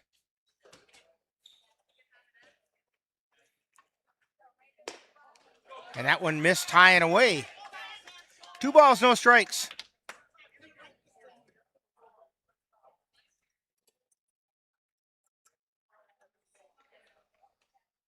Yarrington delivers, and that one's fouled back. That ball brought to you by Island Lake Brothers, to be located on the shores of Island Lake.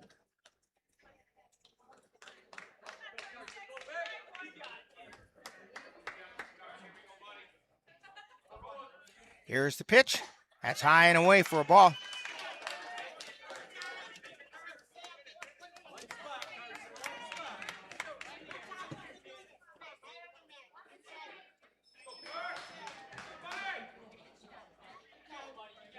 Three balls and 1 strike to Carson Bovey.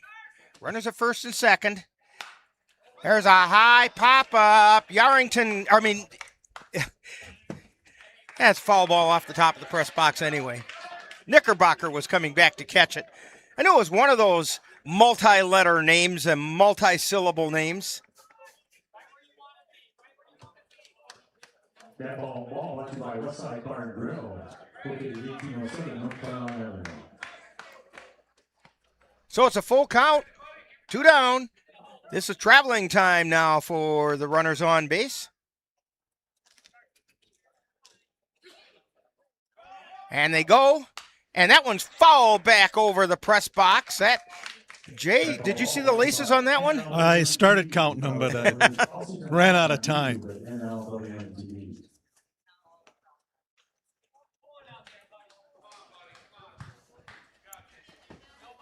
So Duax is on second.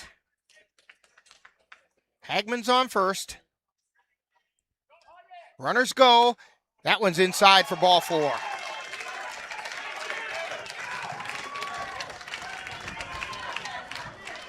So with 2 down, the bases are now loaded, and up comes A.J. Schemenauer. He's 0 for 4. He struck out 3 times.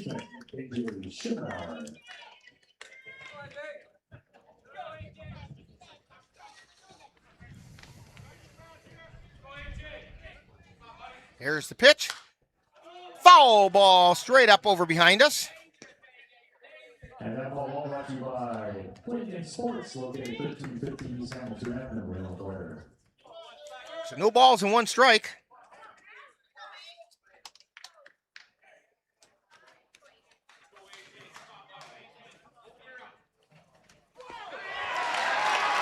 And that one got him. And that's going to be an RBI hit by the pitch.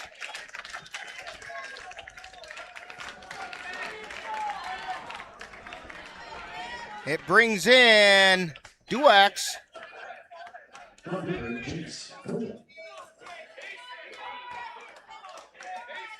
And puts Coda at the plate. Bases are still loaded. And he fouls that one back. Chase Coda grounded to short. And the ball going back to the pitcher was mishandled. And that's going to be an error on the Cavaliers.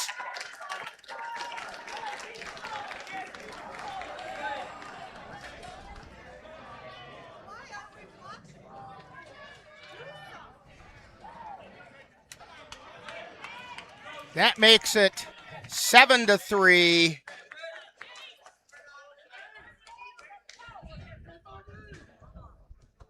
And the pitch swung on and missed.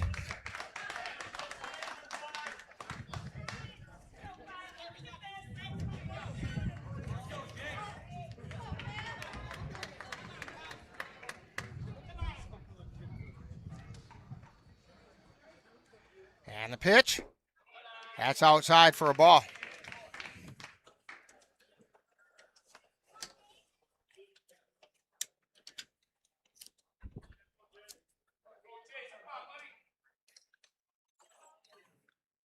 There's a ground ball over to third, fielded by Bemnister, standing on the bag for the 3rd out.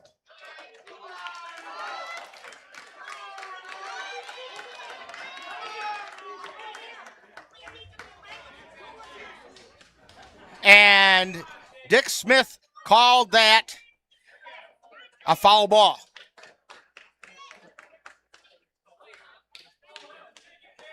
And Ryan Bemnister is just fit to be tied.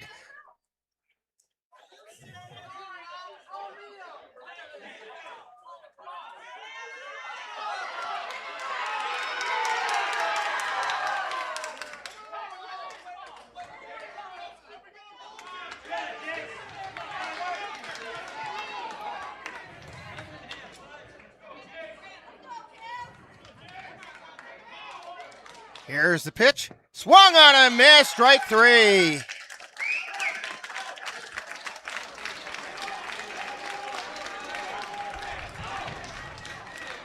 So, we have played 9.5, but the Jim Falls Sturgeons picked up 4 runs in that top half of the 10th inning, and they take a 7-3 lead on NLWN-TV. How do you know when you've made the right decision? It's the feeling you get in your gut.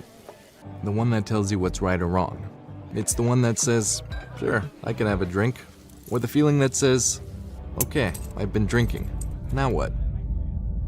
It's the voice inside you that says, I'm buzzed. Better leave the car when it's time to go. Plan ahead. Catch a sober ride. Buzz driving is drunk driving.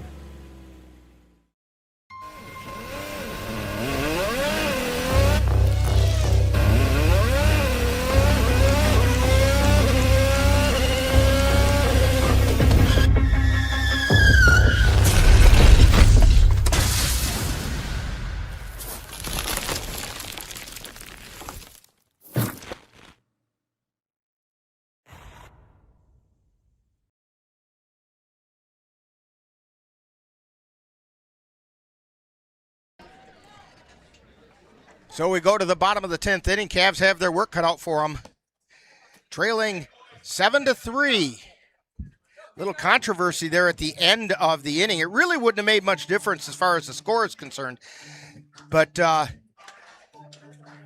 was a ground ball over to third base, and Dick Smith called it a foul ball. Bemnister fielded it. Sure looked to me like it was directly above the bag when he fielded it, and he was basically standing on the bag when he fielded it. And it should have been a force out at third. At least that's the way it looked from up here. Yep. That's the way it looked to Ryan Bemnister, and Dick Smith said, no, foul ball. And we'll let that story live where it is. Leading things off for the Cavaliers, Aiden Pankratz. He is 0 for 4. There's a ground ball over to short. Picked up. Throw to first. It's in time. Pankratz tried everything he had to beat it, but he didn't get there.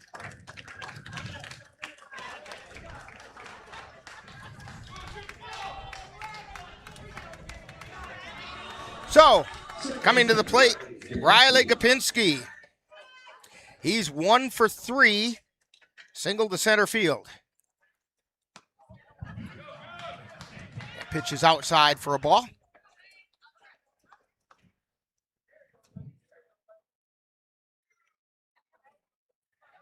And the pitch. And there's a strike called at the letters.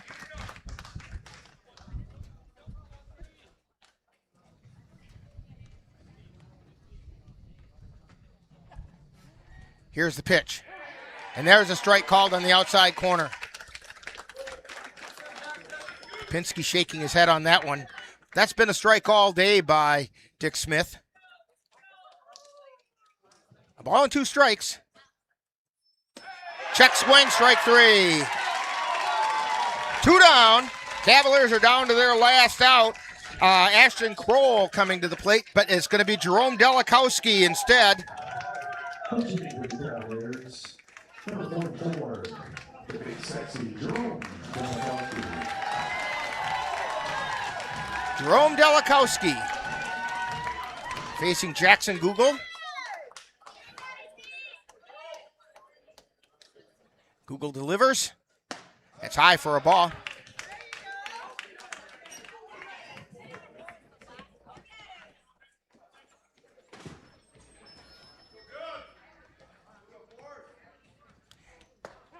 And there's a strike on the inside corner.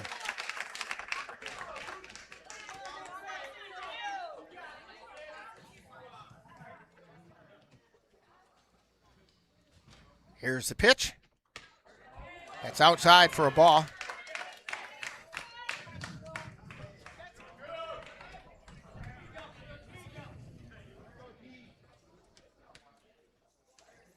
Jackson Google goes into his motion. High pop up. This could do it. Coming in as a first baseman, and he misses it. In foul territory, Delikowski is going to get another chance. Cavs down to their final strike. 2 balls, 2 strikes, 2 down. Your expert outlast says Chippewa.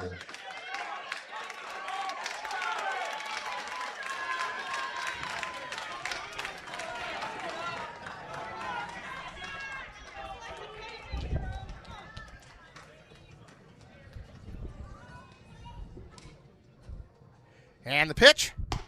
That's high and away for ball 3.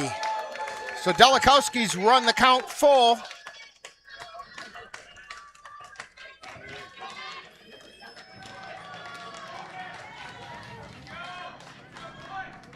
And the pitch. There's a foul ball off the right side. Count holds at 3-2. Delikowski hangs there and alive. As always, strict responsibility.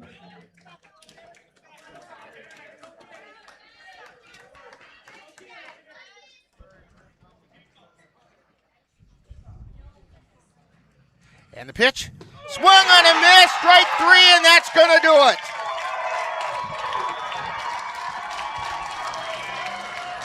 The Jim Falls Sturgeons are your 2026 Chippewa River Baseball League champions after a 37-year drought. defeating the Cavaliers 7-3 in 10 innings in what was basically a heck of a baseball game. And we'll have all the numbers for you on this one right after this timeout when we get to talking baseball on NLWN-TV. You've been watching Eau Claire Cavalier Baseball on NLWN-TV. This copyrighted presentation has been a production of the Northern Light Webcasting Network in conjunction with the Eau Claire Cavaliers and is intended for the enjoyment of the viewing and listening audience. Any broadcast, rebroadcast, or reproduction in any form without the express written consent of the Northern Light Webcasting Network LLC and the Eau Claire Cavaliers is prohibited. Stay tuned. Coming up next is Talkin' Baseball, with a look back at today's game.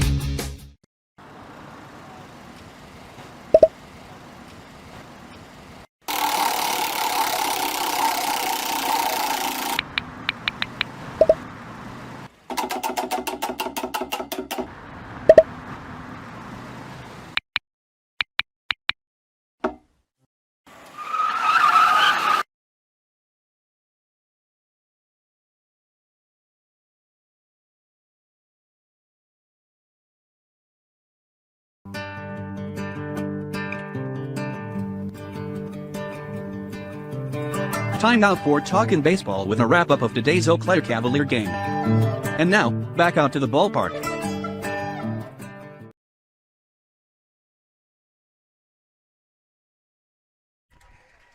And we'll take a look down at the field as the Jim Falls Sturgeons are receiving their award for the Chippewa River Baseball League Championship. They came in as the number 4 seed in the tournament, and they got that via a tiebreaker, and they made the most of it. They got their tournament championship. And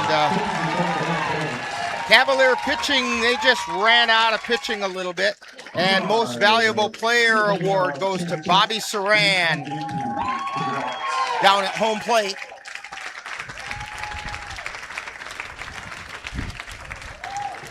And so congratulations to the Jim Falls Sturgeons on the 2026 CRBL Championship. Sturgeons had 7 runs on 10 hits. They committed 2 errors, and they left 9 runners on base. The Cavaliers had 3 runs on 8 hits. They committed 3 errors, and they left 11 runners on base. The win goes to Jackson Google. And the loss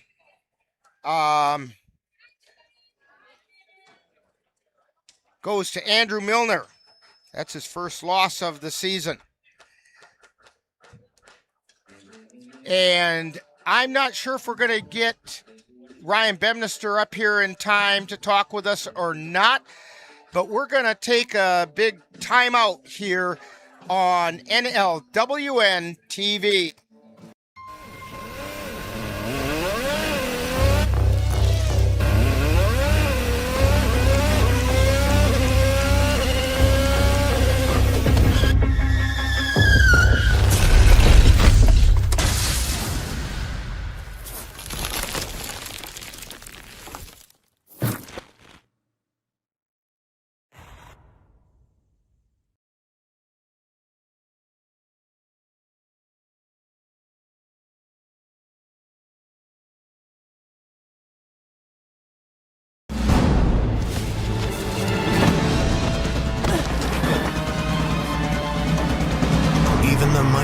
Might not see it coming. It's prediabetes, and it captures 1 in 3 adults. But you can escape. Take the 1-minute prediabetes risk test to know where you stand and prevent or delay type 2 diabetes. Be your own hero on smartphones everywhere at doihaveprediabetes.org. You quit smoking and thought, that's that. But here's the thing about lung cancer. By the time you see the symptoms, it could be too late. But now, There's a new scan that can detect lung cancer early when it's more curable. If you smoked, get scanned. Talk to your doctor or learn more at savedbythescan.org. Serious, man. I actually drive better when I'm on it. If anything, I'm more careful. It just helps me focus. It just helps me focus, you know?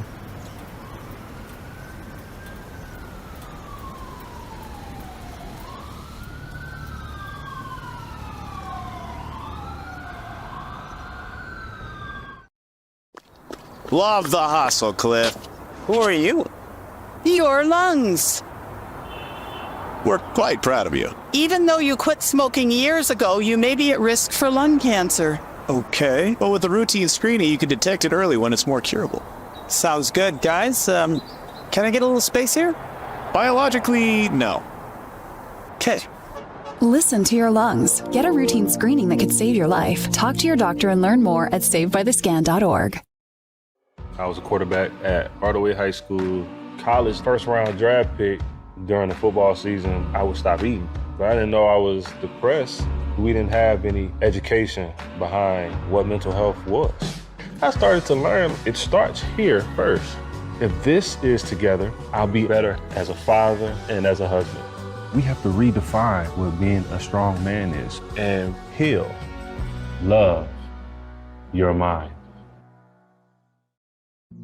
Jason, let's go see your room.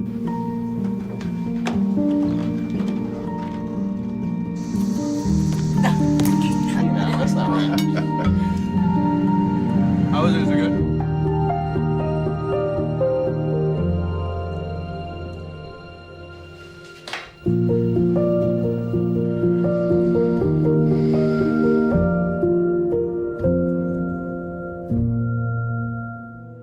Oh, I don't see where you got your degree. I don't have one. I went another route.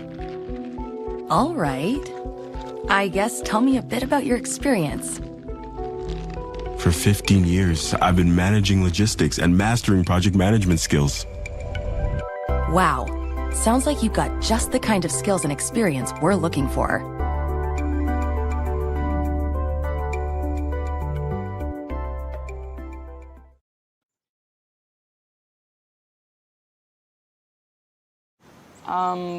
Gerald the Fish. What about like Joaquin Bartholomew? Joaquin Bartholomew. Yeah. See ya. See ya. Joaquin Bartholomew. What? How do you think of that? I have no idea. Since we gave him that title, he should honestly be the king of the pond. King of the pond. Yeah. He's out there somewhere. For real. You want this one? Oh, yeah. Nice. All right.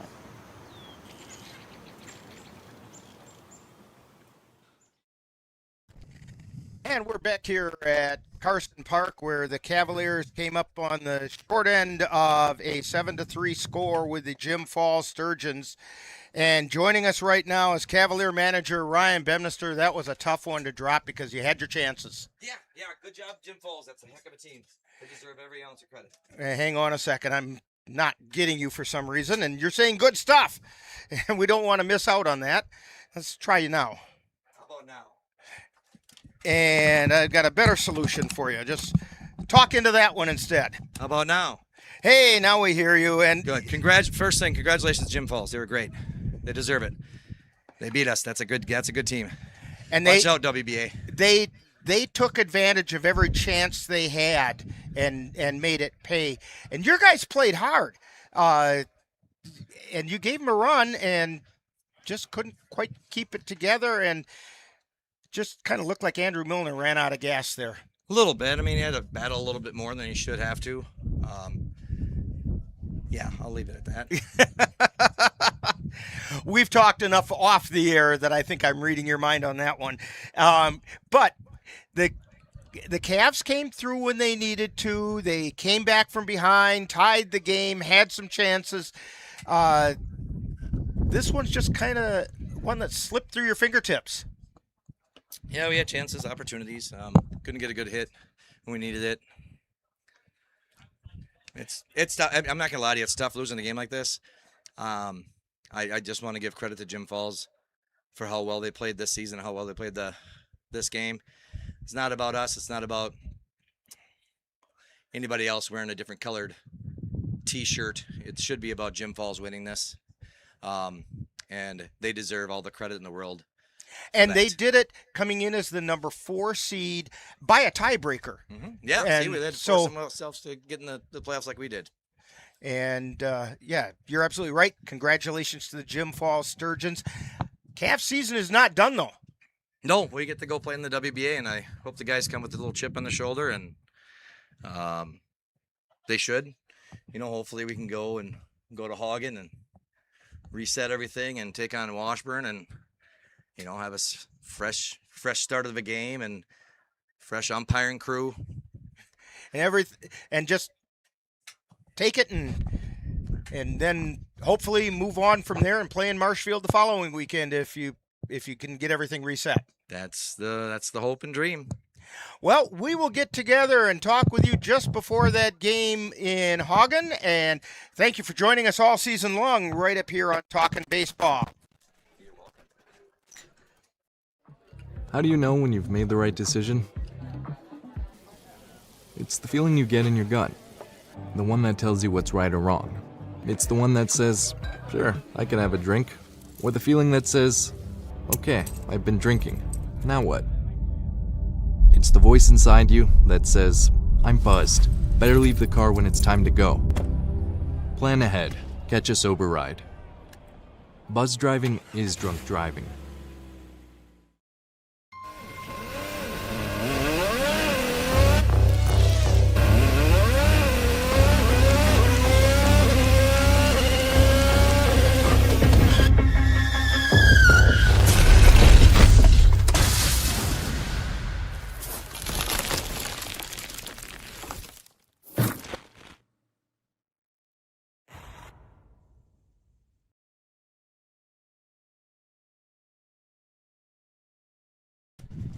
And we're back here at Carson Park in the Marine Credit Union broadcast facility, and Cavaliers drop a tough one to the Jim Falls Sturgeons. And Jay, they say timing's everything, and this was the timing that the Cavaliers didn't need to drop one because it was for the CRBL championship, and the Sturgeons deservedly won that championship. They hit the ball in that in the 10th inning when they needed to, and played consistent defense all along. And I agree with Ryan. Give Jim Falls all kinds of credit. Leading hitter for the Cavs was Sam Knickerbocker, was 2 for 4, and Tillman, Erickson were 1 for 5, and Kapinski, Kroll, and Palmer were 1 for 4. So, yeah, a reset would be great to go into the WBA next weekend. Fresh set of teams, a fresh start. Exactly, and that's what we're looking to do coming up next week. And I want to remind you to join us on Saturday, August 8th, right here on NLWN-TV, as we bring you the Cavaliers. They play in the Wisconsin Baseball Association Regional Tournament in Hagen. Cavaliers are going to take on the Washburn Sharptails in pool play. Coverage begins at 11:30 a.m. with the In the Dugout show, followed by all the live play-by-play action. That's live Eau Claire Cavalier baseball on Saturday, August 8th on NLWN-TV. Also, make sure you join us on Monday, August 17th on NLWN-2 as we bring you vintage baseball featuring the Menominee Blue Caps. The Blue Caps will take on the Rum River Rovers, the Sand Creek Nine, and the St. Croix Steps at an old-fashioned county fair just outside of Cameron. And the coverage starts at 7 p.m. Monday on August 17th. One caveat to that: if the Cavs are involved down in Marshfield that weekend, we will be following the Cavs there and not the old-fashioned baseball. But we do have some other vintage baseball games scheduled as well. Also, make sure you join us on NLWN-2 for Colfax Viking football on Friday, August 21st. Vikings will kick off the 2026 season by hosting the Augusta Beavers. Our coverage begins with Viking preview at 6:40, followed by all the live play-by-play action. That's on Friday, August 21st on NLWN-2. Don't forget to head on over to the Colfax Fairgrounds on Thursday, August 6th, as the Colfax Women's Club presents Music in the Park. There will be a farmer's market from 4 to 8 p.m., along with a tasty trolley food truck with music starting at 7. On August 6th, they will feature the music of Larry Radel. Now, that's Thursday evening, August 6th, for Music in the Park at the Colfax Fairgrounds.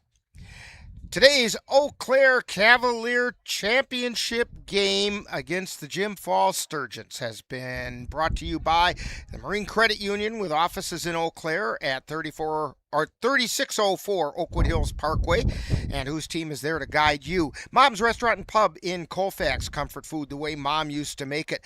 Midwest Environmental Consultants, lawn care and soil testing experts for Western Wisconsin. AutoVision Center, windshield repair and replacement on North Claremont Avenue in Eau Claire. Slayton's Technology, the official IT provider for the Northern Light Webcasting Network.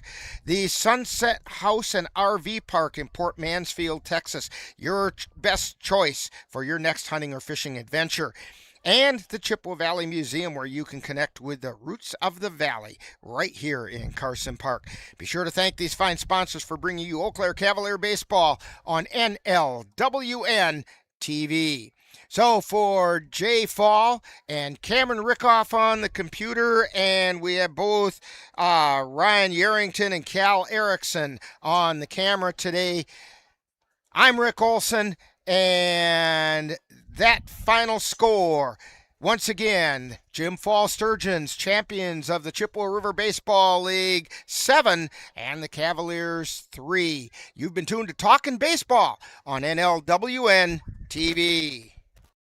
You have been tuned to Talkin' Baseball with a wrap-up of today's Eau Claire Cavalier baseball game. This has been a presentation of NLWN-TV. In the heart of a small town where the rivers flow, there's a spirit rising up and it's starting to grow. Carson Park's the place where dreams come alive. Eau Claire Cavaliers, the reason we thrive. With the crack of the bat and the roar of the crowd, we spell baseball magic and we shout it out loud. For over 50 years of history, pride and cheer in this town, we're all family, the love sincere. Eau Claire Cavaliers, we wear it with pride. Big time baseball in a small town ride. From the bases to the bleachers, hear the fans sing. For the love of the game, together we bring. In this town standing tall, we always belong. With Eau Claire Cavaliers, we'll keep singing our song. Through the ups and the downs, we'll face every fight. With grit in our hearts, we'll shine ever bright. Eau Claire Cavaliers, we wear it with pride. Big time baseball in a small town ride. From the bases to the bleachers, hear the fans sing. For the love of the game, together we bring.